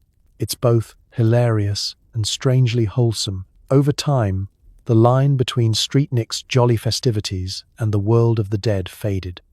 Christmas, in these parts, became a festival of life, death, and community. A time to remember that while the cold nights are long, we're all in this together, bones and all. So, as you drift off tonight, if you hear mysterious bells in the distance, don't panic. It's just Street Nicholas leading his skeleton parade, reminding everyone to celebrate the good, honor the past, and maybe sleep with the lights on, just in case. Welcome to medieval Yuletide, a season of wild feasts, masked parades, and legal immunity for mischief. Christmas wasn't always silent or holy. It was more like Mardi Gras, with extra frostbite. Let's step outside your cozy, candle-lit cottage and into the bustling chaos of a medieval town at Christmas time. The streets are packed, not with well-behaved carolers or solemn worshippers, but with costumed revelers, people in animal masks, and enough rowdy laughter to scare off every sensible bird for miles. The air smells like roasting meat, spilled ale, and the vague threat of misrule. It's cold, it's loud, and, miraculously, no one seems to care that they haven't washed their clothes in weeks. For 12 whole days, from Christmas to Epiphany, all bets are off. Here's the medieval twist. For most of the year, the church, the nobility, and the local lord run a tight ship. There are rules, curfews, and a general expectation that you don't challenge authority unless you want to end up in the stocks or minus a hand. But the 12 days? All those rules take a nap. Peasants swap places with nobles, at least in the pageants. Kids appoint their own boy bishops, and the town fool is suddenly in charge of the feast. It's democracy by way of slapstick.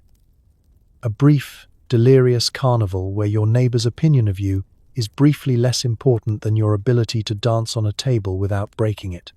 Feasts spill from the great halls to the meanest hovels. The rich open their doors, sometimes under duress, and everyone eats until their belt buckles surrender. Cooks compete to see who can roast the strangest animal. Eels, hedgehogs, it's all fair game if you can catch it and the Lord's not looking.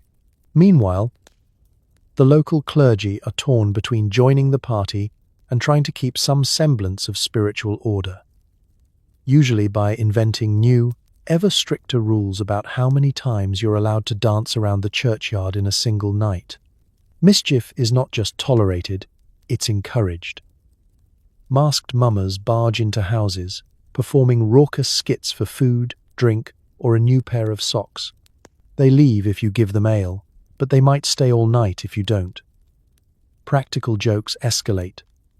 Your pig goes missing and shows up dressed as the Virgin Mary, or you find your door barricaded with cabbages and goat horns. This is the era of misrule, a world turned upside down, where the local troublemaker is hailed as the Lord of Misrule, given a crown of paper and a legally binding right to call the vicar a potato. With all the revelry comes the inevitable: a few bruised egos, some very creative hangovers, and at least one person swearing off eels for life. But the beauty of the 12 days is their function as a social pressure valve.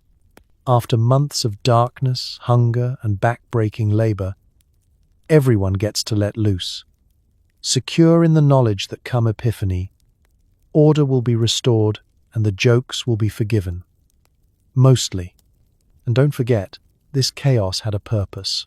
These rowdy nights brought people together, boundaries blurred, grudges thawed, and communities survived the cold by sharing warmth of the fire and of spirit. It was history's original office holiday party, but with more pigs and a lot less paperwork. So as you drift to sleep tonight, just remember, the calm, silent night Christmas is a modern invention. If your holidays ever get a bit loud, unruly, or weird, you're just keeping up with centuries of glorious, frosty, festive mayhem. Sleep well, and may your dreams be full of laughter and zero surprise eels. You wake to find not cookies, but a smorgasbord of medieval snacks, beer for Santa, biscuits for the elves, and, in the far north, a suspiciously psychedelic mushroom tea. Let's set the table. It's Christmas Eve, and you're not reaching for the chocolate chip cookies or leaving out a glass of 2% milk. Instead, you and your family are laying out a rustic feast that looks less holiday baking special and more pantry clean-out meets seasonal survival. On the hearth, you place thick, hard biscuits, the kind that could double as self-defense weapons if thrown at the right angle. They're sweetened with a trickle of honey, if you're lucky, or the last spoonful of jam left over from the summer. The elves apparently have a high tolerance for crumbs and the occasional accidental tooth chip. But wait, it's not just biscuits. You glance over to see a wooden cup brimming with home-brewed beer. And no, this isn't a one-off. For centuries, brewing beer for Christmas was the highlight of the season. Even children drank the small beer, a low-alcohol, high-survival beverage that was often safer than water. Santa, or St. Nicholas, or whichever ancestor was sneaking down your chimney, would probably have been delighted to find a pint waiting by the fire. After a long night visiting every house in Europe, who wouldn't need a drink? If you're a kid, the best you can hope for is a thimbleful, strictly supervised by your most responsible cousin. Of course, the real wild card comes from the far north.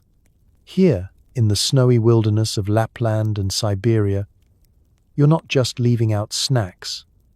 You're participating in a time-honored shamanic tradition. Forget the milk.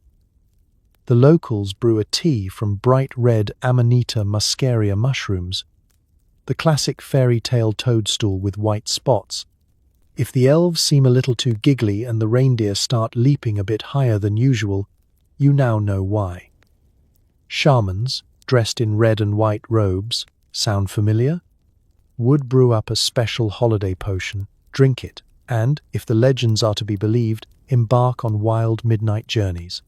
Sometimes the shaman entered the yurt through the smoke hole, carrying gifts and messages from the spirit world.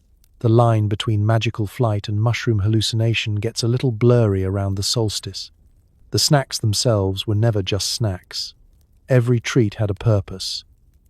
Honey cakes to sweeten the new year, biscuits and gingerbread for luck, beer to toast the ancestors, a special loaf for the tomt or nis, the cranky house spirits who might leave a blessing or a mess, depending on how well you baked. It's a culinary balancing act between making peace with the supernatural and keeping the family in good spirits, sometimes literally. For most families, luxury was rare. A little sugar, a handful of dried fruit, a secret stash of nuts, or a piece of preserved cheese could be the highlight of your holiday. If things got really fancy, you might get a chunk of marzipan, or, in the wealthier towns, a king cake with a bean or coin baked inside. Whoever found it would be crowned Lord of Misrule for the night, expected to dole out jokes, commands, and, inevitably, some regrettable party tricks. So as you drift off tonight, the scents of yeast, honey, and mysterious herbs swirling through the cold air, remember, behind every modern Christmas treat is a long, slightly weird history of creative survival, wishful thinking, and the hope that at least one of your guests can appreciate a biscuit hard enough to outlast winter. If you wake up to find your beer missing and your mushroom tea mysteriously depleted, just chalk it up to Santa's secret recipe, and maybe leave an extra snack out next year, just in case. Sleep well, and may your dreams be merry, bright, and only a little bit psychedelic. In a smoky cottage, you overhear women swapping tales. Mrs. Claus didn't exist yet, but plenty of older legends had powerful winter women, some who helped Santa, and some who kidnapped children for not cleaning their rooms. Let's settle in. The fire's low, the wind is high, and everyone who's not asleep is gathered around, clutching mugs and whispering the kind of stories that linger long after the candles burn out. You expect to hear about St. Nicholas or Father Christmas, but instead, the women lean in and begin speaking of other winter visitors, ancient, mysterious, and not to be trifled with. Forget gingerbread grannies and apron-clad helpers. These winter women are equal parts nurturing and terrifying, the sort of figures who could bake a loaf of bread with one hand and hex your entire bloodline with the other. Let's start with Frau Perchter. In the German-speaking Alps, she's the original holiday quality control officer. Each winter, Perchter comes down from the mountains, disguised as a stooped old woman with a beaked nose and an eye for detail. Did you spin enough wool? Did you sweep the hearth? If you passed her inspection, she might leave you a silver coin or a pat on the head. If not, well, there are stories involving sharp knives and the sort of midnight home surgery that could scare you straight for life. Talk about motivation for chores. Finish your weaving, or Perchter will know, mothers whisper. And suddenly every spindle is spinning faster. Then there's La Befana, Italy's own winter witch. Long before Mrs. Claus was filling stockings, Befana was swooping through the night on her broom, dusting floors and distributing gifts. She's got the compassion of a saint and the efficiency of a cleaning service, leaving candy for the good kids, coal for the lazy, and probably a stern note for anyone who didn't brush their teeth. The best part? If you forget to leave her a treat, wine is a favorite. She'll sweep your house anyway, because even the supernatural can't stand a dirty floor. Other tales feature the Yule lad's mother, Gryla, up in Iceland. Gryla is no helper. She's a mountain giantess with a taste for misbehaving children. Each year, she descends from her snowy lair with a sack, collecting kids who broke the rules, or possibly just made too much noise at dinner. You might expect this story to traumatize, but Icelandic children grow up with Gryla's legend and seem to thrive on it. Don't want to do chores? That's fine. Gryla's always hungry. Parenting, northern style. Of course, not all winter women are scary. Some are silent helpers, invisible hands who keep the hearth burning, the bread rising, and the traditions alive. In Russian tales, Babushka is a grandmotherly spirit who regrets not following the Magi and instead travels house to house, giving gifts to children as an act of atonement. In Scandinavian legend, house spirits like the niece or tomte are often gender fluid, but when female, they're fiercely protective, tidying up at night, scaring off mice, and occasionally rearranging your shoes if you forget to leave a snack. It's no wonder that by the time Mrs. Claus appears in Victorian America, she's a much gentler figure. She bakes cookies, mends suits, and generally keeps Santa from misplacing his mittens. But beneath the sweetness is a memory of the fierce winter women who came before her, rule enforcers, gift givers, and the ultimate authorities on who's been naughty or nice. Mrs. Claus is the PR-friendly update of centuries of formidable females who didn't just help with Christmas. They were Christmas, in all its warmth, warning, and wisdom. So tonight, as you nod off and dream of kindly grandmothers in red, remember, long before Mrs. Claus, winter was a woman's domain, and heaven help you if she caught you with a dirty room or an unspun spindle. Sleep well, and maybe sweep the floor, just in case. You stumble into a midwinter ritual and find the Santa figure stirring a cauldron. In some pagan and early Christian stories, Santa's role was filled by winter witches, goatmen, or masked villagers with very loose boundaries. Let's step into the frosty darkness. It's late. The moon hangs like an icy coin in the sky, and the woods echo with the sound of distant chanting, equal parts comforting and unnerving. You follow the torchlight to the village green, expecting mulled wine and maybe a carol or two. Instead, you're met with a scene straight out of the old country's wildest fever dream. A robed figure hunched over a steaming pot, face half-shadowed, tossing in herbs and muttering incantations. You squint, trying to make out the beard or the sack of presents. But instead, you get a whiff of sage and the faint impression that Santa's boots have been replaced with cloven hooves. Welcome to Christmas before it got its PR team. In parts of pre-Christian Europe and well into the early medieval period, the midwinter gift-bringer was as likely to be a wise woman, witch, or magical beast as a kindly bishop. These winter visitors were complicated. Sometimes they blessed you with bread or good fortune. Sometimes they hexed your goat. And sometimes, if you weren't careful, they carried you off for reasons best not discussed in polite company. The lines between witch and Santa were beautifully blurry. In some German and Slavic villages, the central holiday figure was Frau Holle or Perchta, witches of winter who flew through the night, rewarding hard work and punishing laziness. You wanted your spinning done, your hearth swept, and your manners in order, or risk the sort of supernatural feedback that left a lasting impression. If you were lucky, these witches left you silver coins, crisp apples, or a little enchanted bread. If not, let's just say you learned to sleep with one eye open. The goatmen were a whole other level. In Scandinavian and Alpine traditions, the Yule goat, Julbok, or Krampus's distant cousin, was the one to fear, and sometimes to welcome. These horned figures paraded through the village in wild, masked processions, handing out treats or delivering stern warnings. Was the goatman a remnant of old fertility gods? A prankster in disguise? A medieval insurance policy for next year's crops? You never really knew.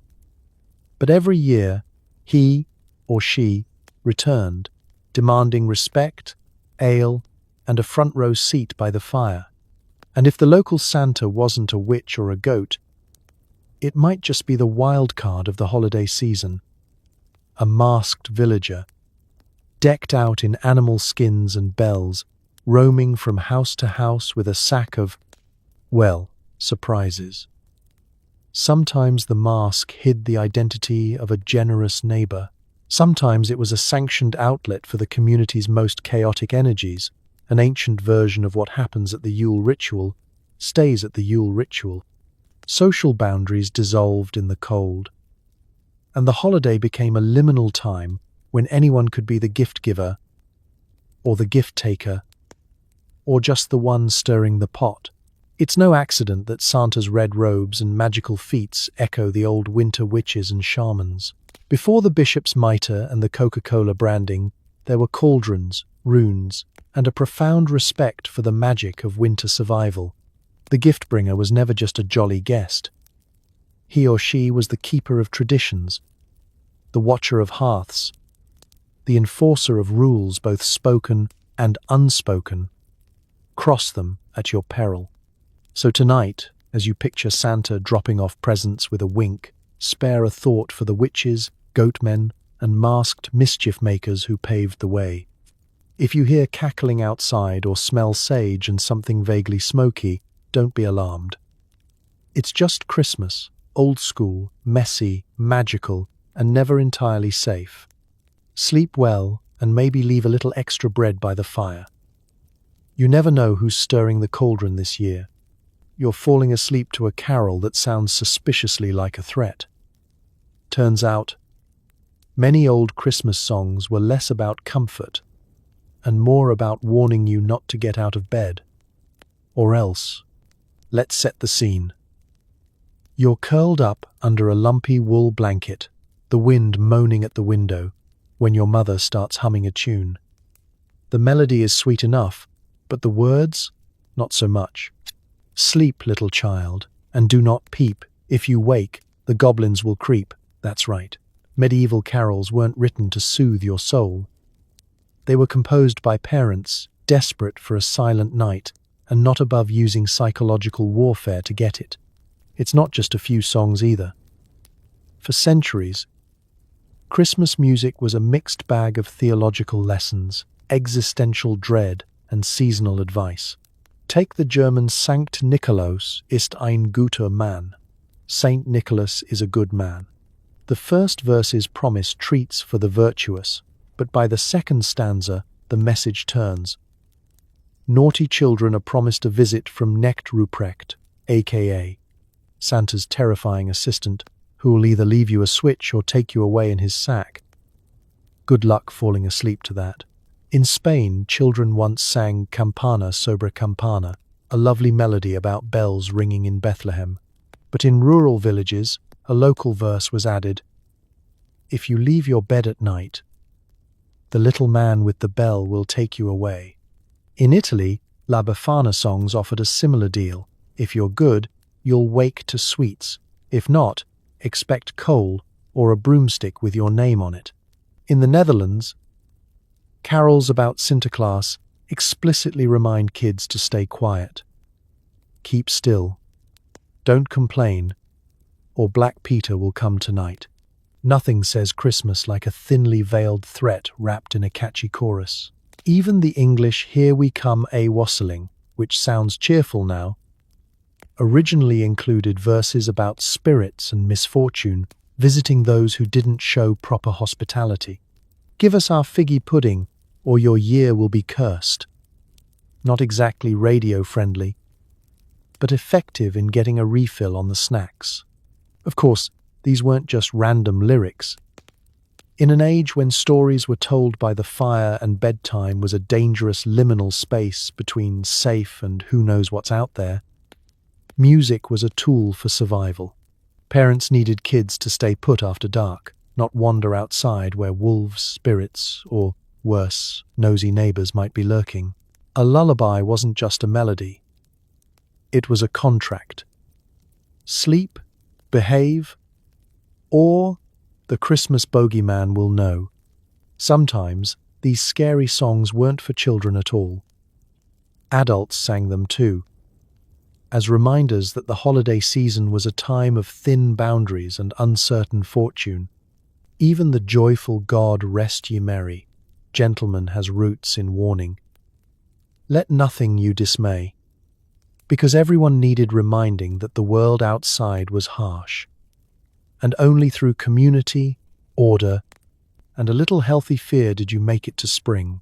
But for all their threats and warnings, these songs worked. Kids stayed in bed. People came together to sing, share food, and, perhaps unconsciously, manage the anxiety of the long, dark winter. The carols, however dark, became tradition, woven into the fabric of Christmas like pine needles in the carpet. So tonight, as you drift off, and someone in the next room starts singing Silent Night, be grateful for the upgrades. The only thing threatening you now is the smoke alarm's low battery beep. And if you hear an old tune about goblins, switches, or mysterious visitors, just remember, it's not a threat, it's historical ambience. Sleep well, stay put, and may your dreams be merry, bright, and completely goblin-free. It's the 17th century, and you're watching lawmakers and Puritans try to cancel Christmas. Spoiler: people refuse to give up the feast, the gifts, or the excuse to drink spiced wine before noon. Let's paint the picture. You're in the middle of a frosty English village, or maybe a stern New England town, when suddenly Christmas is declared illegal. No carols, no feasts, no fun. The Puritans have arrived, and they've brought their signature blend of moral anxiety and party-pooping legislation. The streets are watched by men in black hats with the world's least jolly faces, peering through windows to spot any evidence of holiday cheer. The town crier isn't announcing good tidings, but reading out new bans. No mummers, no mince pies, no hanging up holly. You could get a fine, or worse, for so much as humming Deck the Halls. The logic, if you could call it that, went like this. Christmas, with its rowdy misrule, drinking, feasting, and occasional goat masking, was too pagan, too wild, and far too much fun for God's liking. Church services? Fine. Everything else? Absolutely not. England's Parliament issued an ordinance in 1647 abolishing the holiday altogether. Shops were ordered to stay open, churches were to skip the festivities, and anyone caught celebrating could expect a visit from the holiday police. If you thought Office Secret Santa was awkward, try explaining to your neighbor that your roast goose is just a large Tuesday dinner, officer. Across the Atlantic, the Puritans in Boston and Plymouth followed suit. Christmas was so unwelcome that, for over 20 years, celebrating it could get you fined 5 shillings. Children were told that St. Nicholas was a foreign influence, best forgotten. Caroling? That was just an excuse to trespass and beg for food, no better than wanton behavior. In short, the authorities were determined to scrub every scrap of Yuletide joy from public life. But here's where things get interesting. People did not go quietly. In England, protests broke out. Bakers were arrested for making Christmas pies, but that just made everyone hungrier and more stubborn. Secret feasts popped up behind shuttered windows. Carolers sang in whispers, passing forbidden songs from house to house like delicious contraband. In some places, townsfolk staged mock funerals for Father Christmas, burying effigies of Santa as a snarky protest against the ban. Nothing makes a holiday more appealing than telling people they can't have it. Meanwhile, in the colonies, Christmas went underground. Families celebrated in secret, pretending it was just another winter day while passing spiced wine and small gifts under the table. The more authorities cracked down, the more determined the party became. After all, what's the point of a long, dark winter without something to break the gloom? People figured out creative ways to keep traditions alive, inventing innocent games and exchanging sly winks that said, "Yes, we're absolutely not celebrating Christmas, pass the pudding." It took decades, but the Great Santa Purge ultimately failed. In 1660, with the restoration of the monarchy, Christmas was re-legalized in England, and the holiday came roaring back, louder, merrier, and even more determined to stick around. In America, Christmas would stay muted for a while, but as time passed, the old customs returned with new vigor, and St. Nicholas found his way back into stockings and stories. The lesson? You can outlaw the feast, ban the songs, and chase Father Christmas into hiding, but people will always find a way to sneak joy back into the darkest days. The gifts, the gatherings, and the suspiciously large roasts survived, and so did the world's thirst for spiced wine before noon. So, if you ever feel rebellious for eating cookies for breakfast on Christmas morning, remember, you're part of a long, stubborn tradition. And if anyone tries to take your feast away, just sing a carol a little louder. History's on your side. Sleep well, and may your holiday spirit always outwit the holiday police. Flash forward suddenly. Santa's image is everywhere. He's marketing soda, starring in ads, and finally getting the PR makeover of the century. The darkest origins are airbrushed, but somewhere beneath the velvet suit and beard, the old, weird Santa is still watching. Let's set the scene. It's the late 19th century. You're walking down a busy city street. dodging horse-drawn carriages and the occasional flying newspaper. Shop windows are filled with glimmering ornaments and bright red posters. There he is, Santa Claus, round and jolly, perched on every shelf, every billboard, every tin of Christmas biscuits. For the first time, Santa isn't creeping down chimneys or squeezing through keyholes. He's front and center, grinning at you with a twinkle that says, "Buy more stuff." The transition didn't happen overnight. Santa's image has been a centuries-long group project, written and rewritten by poets, illustrators, advertisers, and anyone with a stake in the Christmas economy. Clement Clarke Moore's 1823 poem, A Visit from St. Nicholas, you know, "'Twas the night before Christmas," gave Santa a sleigh, 8 reindeer, and a whole new backstory. Thomas Nast's illustrations in Harper's Weekly over the next few decades gave him a rotund belly, a North Pole address, and, critically, a list. Now he was less bishop, more bearded teddy bear, still a little mysterious, but a lot more cuddly. And then came the true game-changer, advertising. By the early 20th century, department stores were hiring men in Santa suits to boost holiday shopping. Santa started showing up in parades and shop windows, handing out candy and posing for photos with children, less supernatural gift bringer, more seasonal celebrity. The public ate it up, and if you've ever tried the free sample aisle at Christmas, you know why. But the real tipping point was a marketing campaign so powerful it rewrote the world's mental image of Christmas. In the 1930s, Coca-Cola hired artist Haddon Sundblom to create a Santa Claus who was plump, rosy-cheeked, and perpetually thirsty for soda. Sundblom's jolly, grandfatherly Santa was a global sensation. He wore the now iconic red suit, which, let's be honest, was a lot more practical for branding than the traditional bishop's robes or witch's cloak. And he smiled from every billboard, magazine, and, eventually, television screen. Suddenly, Santa was everywhere. On greeting cards, postage stamps, chocolate wrappers, and, eventually, at the mall. He became a mascot for cheer, excess, and the most intense 6 weeks of shopping on the calendar. The darker corners of his history, ghostly wild hunts, kidnapping goblins, and midwinter sacrifices, were quietly filed away in the Do Not Discuss at Family Dinner folder. Instead, the focus was on generosity, family, and of course, the magical promise that everyone, no matter how much mischief they caused, could earn a spot on the nice list with just a little effort or a well-timed letter. It's not that the old stories disappeared. They just got, well, laundered. The modern Claus still has a glimmer of the ancient. His list is as judgy as ever. His entrance style is still questionable.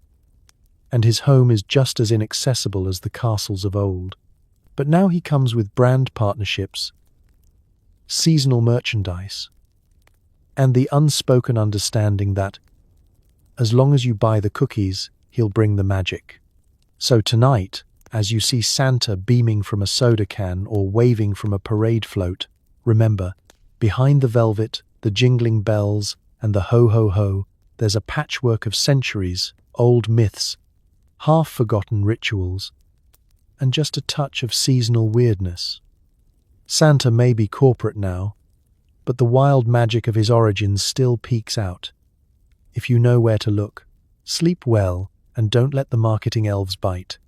The snow is deep, and the wolves are howling. Except in some medieval legends, those aren't ordinary wolves. You hear talk in the village about Yule werewolves, cursed souls prowling for Christmas sinners. St. Nicholas isn't just handing out gifts. He's chasing off supernatural threats with a bishop's staff and, possibly, a silver coin or two. Suddenly, putting out milk and cookies feels way less important than garlic and wolfbane. Let's set the scene. You're huddled close to the hearth, every log you can spare crackling against the icy dark. Outside, the forest is alive with things that don't belong in polite carols. You try not to listen as the older kids tell stories, about Christmases when the wolves came closer, or when, just after midnight, someone saw something running on two legs that was a little too hairy, a little too tall, and definitely not on anyone's nice list. The werewolf is not a Hollywood invention. It's an export from the deep anxiety closet of medieval Europe. In the frozen north, December was the time when old curses woke up hungry. People believed that, once a year, sinners and wrongdoers could be cursed to become wolves, especially those who skipped mass, broke fasting rules, or just didn't pull their weight shoveling snow. Be good, or you'll be prowling with the pack by Christmas Eve, was less a threat and more a practical survival tip. But here's the twist. St. Nicholas wasn't just the bringer of presents, but the original winter exorcist. In parts of Germany, Eastern Europe, and the Baltic, villagers told tales of Nicholas as a holy protector, striding out with his crozier and his trademark no-nonsense glare, banishing werewolves and worse from the edges of civilization. Forget sleigh bells. If you heard the clang of a bishop's staff in the dead of night, you knew help was on the way, or at the very least, someone was about to get an unexpected lesson in repentance. Sometimes the solution was spiritual. A prayer, a blessing, a sprinkle of holy water. Sometimes the stories get weirder. In some places, it was believed that a coin from St. Nicholas, or his altar, tucked into your boot, would keep you safe from both wolves and the more supernatural sort. Children slept with bits of bread under their pillows, just in case the Yule werewolf was tempted to swap a bite for a treat. Move over, Tooth Fairy. This was insurance, medieval style. The villagers didn't rely on faith alone. They hung up wolfbane, garlic, or even iron scissors to keep things at bay. On Christmas Eve, you might leave a special plate out, just for the lost souls wandering in wolf form.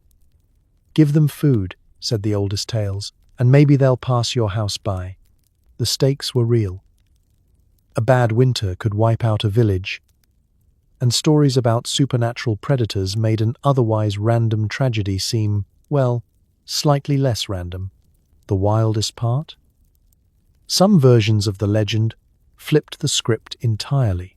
Nicholas himself, traveling in disguise, would test the village's hospitality, showing up cold, hungry, and maybe with a suspiciously hairy face.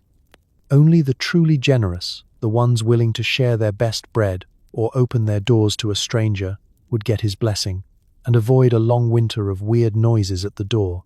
So, as you snuggle under your covers tonight, just remember, St. Nicholas wasn't always about gentle cheer and holiday jingles.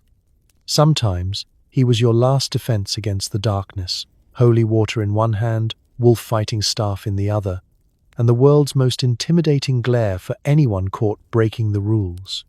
Next time you hear a Christmas wolf howl in the distance, don't panic. Just double-check your good deeds, tuck in your garlic, and hope you've been nice enough for a visit from the real winter protector. And if you find a mysterious silver coin in your shoe, congratulations, you survived another Yule. Sleep well, and may all your Christmas monsters stay firmly outside. It's a long winter night, and you're sitting by the fire while elders trade stories about holiday gift-bringers from faraway lands. There's Italy's Befana, a witch on a broom. Germany's Belsnickel, a man covered in fur and ready to smack you with a stick. And the terrifying Père Fouettard, who specializes in discipline. For every cheerful Santa, there's a deeply weird relative making sure no child sleeps peacefully in December. Let's take a tour. The fire is popping, the shadows are long, and just when you're settling into the warm glow of a familiar Christmas tale, the grown-ups decide it's time for something a little more educational. The room fills with whispers of alternative holiday enforcers, each stranger, hairier, and more alarming than the last. First stop, Italy. Forget Santa for a moment and meet La Befana, the original holiday helicopter parent. She's an old woman who soars through the night sky on her broomstick, searching for children to reward or correct. Instead of a red suit, she wears a patchwork shawl, a sensible headscarf, and possibly a few smudges of chimney soot on her face. Befana's gift-giving policy is simple. Good kids get sweets, bad kids get lumps of coal, onions, or, if you've really crossed her, a gentle whack with her broom. Italian children leave out wine and treats for her, hoping to sweeten her mood and their odds. Now, pack your bags for Germany, home of Belsnickel. This is the holiday figure that looks like he's just crawled out of the forest after wrestling with a bear and winning only half the fight. Belsnickel is part Santa, part wild man, all unpredictable. He travels alone, draped in furs and jangling with bells, brandishing a switch for naughty kids and pockets full of sweets for the obedient. Unlike jolly old street Nick, Belsnickel is hands-on, sometimes appearing in person to quiz children on their behavior. Flunk the interview, and it's the stick for you. Pass, and you get a treat. It's like Santa with a surprise pop quiz and a distinct lack of HR oversight.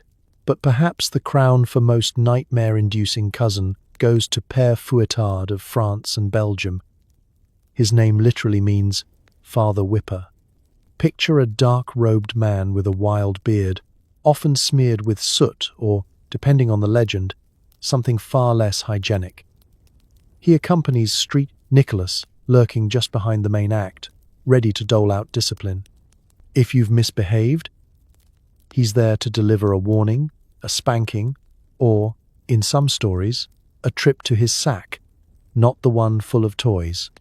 It's the holiday equivalent of knowing the principal is waiting just outside your classroom, except with a switch and fewer scruples. There's more. In parts of Central and Eastern Europe, children feared the Yule goat, who could bring gifts, or just stare menacingly through the window. Icelandic kids watched out for Gryla, a giantess who ate misbehaving children, and her sons, the Yule lads, who had their own roster of pranks and petty thefts.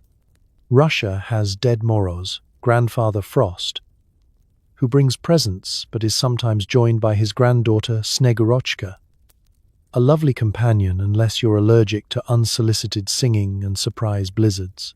The point is, for every jolly Santa, there's a local legend lurking, making sure you don't get too comfortable. These global doppelgangers were insurance policies for parental authority. Be good, or Belsnickel will quiz you on your chores. Be polite, or Befana might sweep away your candy. Obey your parents, or Père Fouettard will discipline you into the new year. So tonight, as you count down to Christmas, remember, Santa is only the friendliest face in a world of holiday weirdness. If you're lucky, you'll get treats. If you're not, well, just be glad you live in the age of Elf on the Shelf and not Witch on the Roof. Sleep well and keep an ear out for brooms and bells. You hear a commotion outside. It's the Feast of Fools, or maybe Saturnalia. The rules? There are none. Santa's early incarnations sometimes presided over drunken town-wide feasts, wild street games, and public mockery of authority. If things went too far, the local constable might have to arrest Saint Nick and half the parish choir for indecent snowman construction. Let's step outside, boots crunching in the snow, into a world where Christmas isn't the silent night you've been promised. It's a multi-day, anything-goes festival that makes spring break look like a knitting circle. In the town square, bonfires crackle, and someone's already halfway up the church roof, waving a flag made from tablecloths and questionable decisions. It's not a breakdown of order, it's tradition, and everyone knows the calendar isn't turning until things have gotten at least a little bit out of hand. The Feast of Fools is the medieval cousin of what if everyone was in charge for a day. The lowly are promoted to the highest ranks, the bishop's hat is passed around, and the choir boys appoint one of their own as boy bishop, who then proceeds to lead prayers, blessings, and, inevitably, pranks. The church itself is fair game, incense swapped for stinkweed, sermons replaced with bawdy songs, and confessionals filled with giggling townsfolk telling each other the worst secrets they can think of, real or sometimes just for effect. But don't worry, the mischief isn't confined to the clergy. Saturnalia, the Roman ancestor of Christmas rowdiness, encouraged role reversal for everyone. Masters served slaves, servants dressed as nobles, and the whole town engaged in riotous street games, racing, gambling, food fights, and more. Anyone caught working was immediately pelted with whatever food was left over. If the local lord looked out his window and didn't see chaos, he'd know the village was up to something even worse. And presiding over all this? In some places, a proto-Santa, the Lord of Misrule. Or sometimes Street Nicholas himself, now less a jolly old soul and more a party planner with diplomatic immunity. He's handing out gifts, sometimes coins, sometimes practical jokes, sometimes just more fuel for the bonfire. In medieval England, the revels might climax with the naughty list read aloud in public, followed by a pie to the face, or, for the unlucky, a dunk in the river. Medieval town police kept a wary eye. But even they knew better than to interfere unless things escalated to snowball assaults or unauthorized barn dances. If the chaos went too far, the town constable would reluctantly intervene, dragging costumed troublemakers off to the stocks.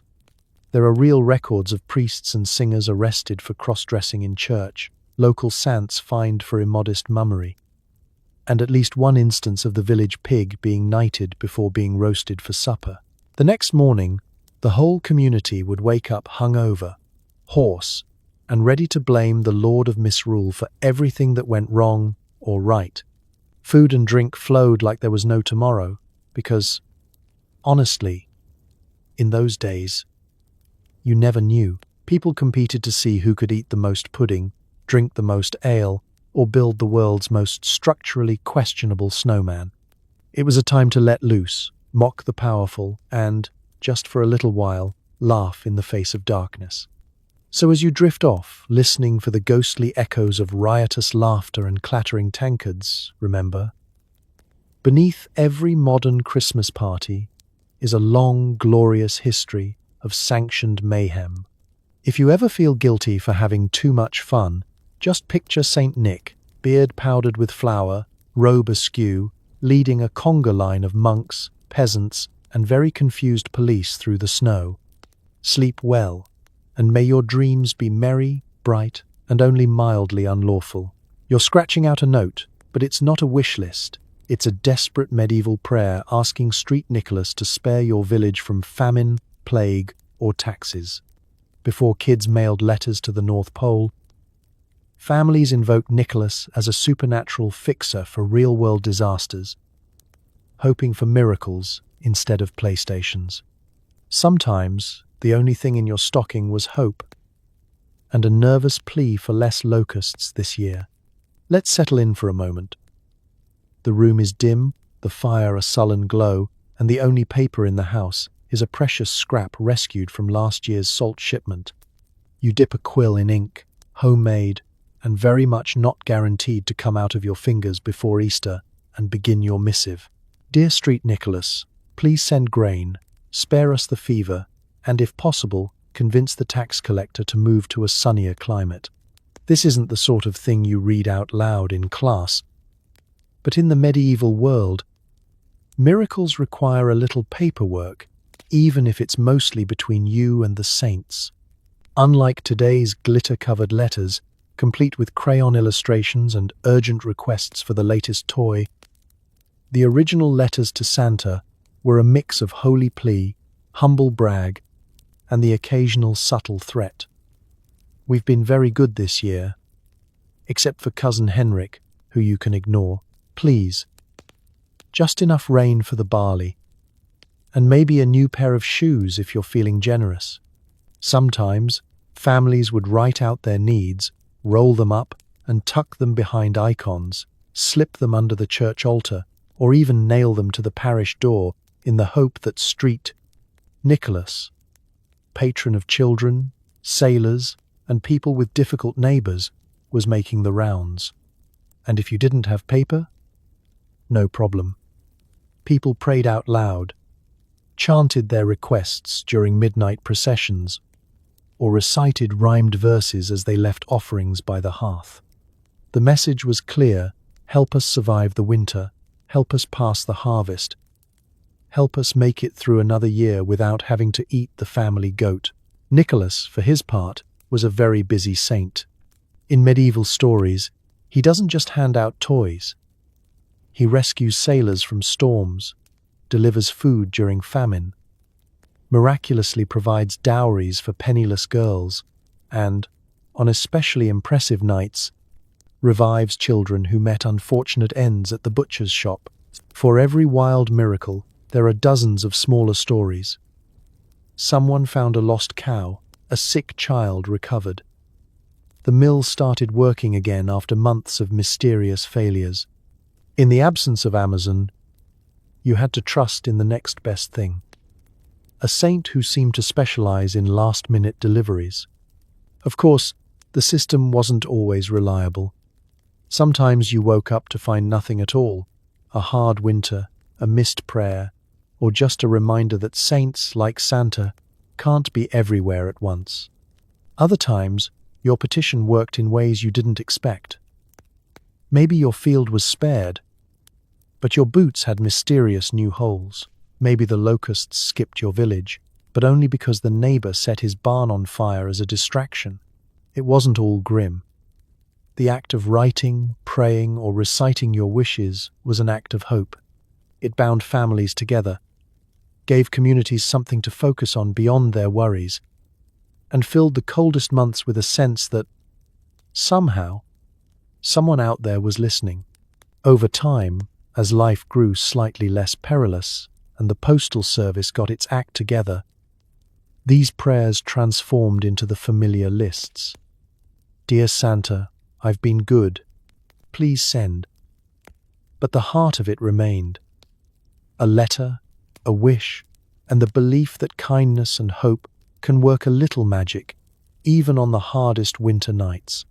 So, as you tuck away your wish list, remember, every letter to Santa is part of a much older tradition, where hope was the greatest gift you could ask for.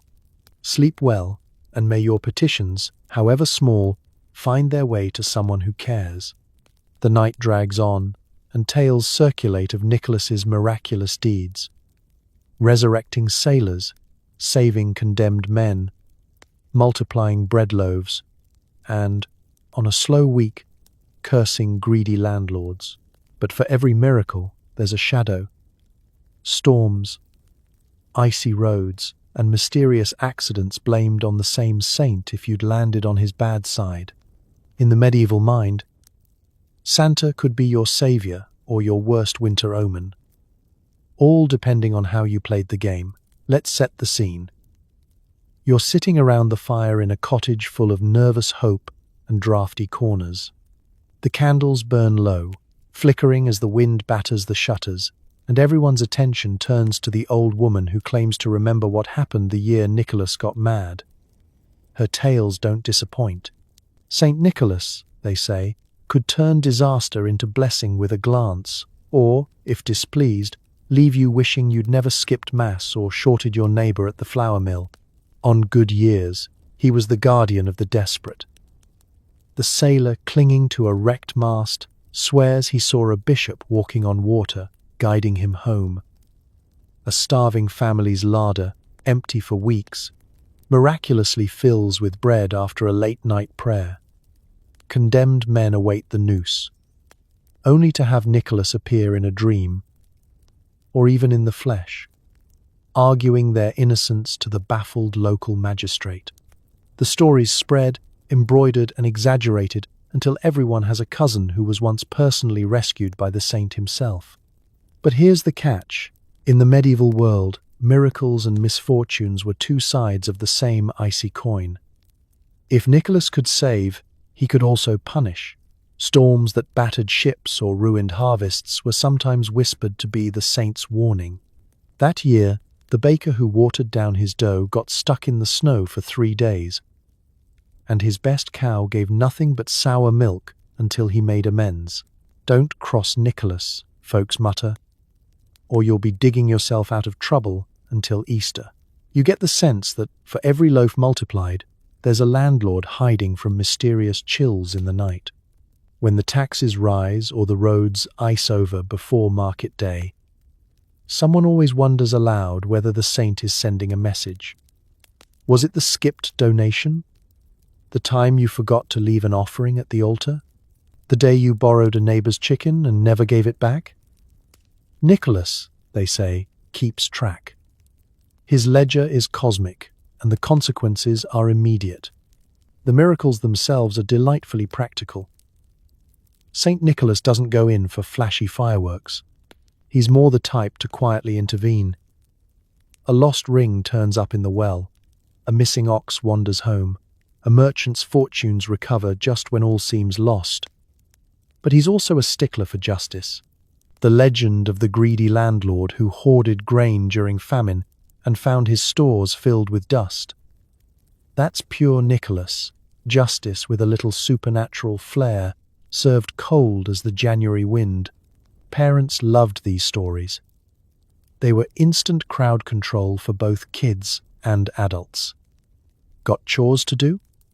Remember the year Nicholas turned the lazy boy's boots to stone? Need a reason not to cheat at dice? He's watching, and you don't want to visit. The tales offered both comfort and a healthy nudge in the right direction. And yet, even with the threat of misfortune, people found hope. To pray to Nicholas was to admit that sometimes you needed a miracle, even a small one. And if you didn't get it, you'd at least get a good story and a reason to try a little harder next year. So as you drift off, think of the winter that's half miracle, half mystery, a season where the lines blur, luck is earned, and the kindness or crankiness of a saint shapes your fortunes. Sleep well, and may your dreams be full of unexpected blessings and absolutely no vengeful landlords. And so, as our sleigh glides quietly away from the shadowy forests, haunted chimneys, and chaotic feasts of Christmas past, let's take a moment to appreciate just how far we've come and how delightfully weird the journey has been. Tonight you've trudged through snowdrifts beside ancient bishops, dodged Krampus in moonlit alleys, outwitted goblins for a crust of bread, and watched as the modern Santa Claus was stitched together from a patchwork of miracles, mushrooms, and marketing meetings. You've met winter spirits, elvish pranksters, and a parade of jolly doppelgangers who'd probably get you put on a neighborhood watch list today. But beneath the legends, under all the soot, fur, and suspiciously lively sacks, the real thread is human resilience.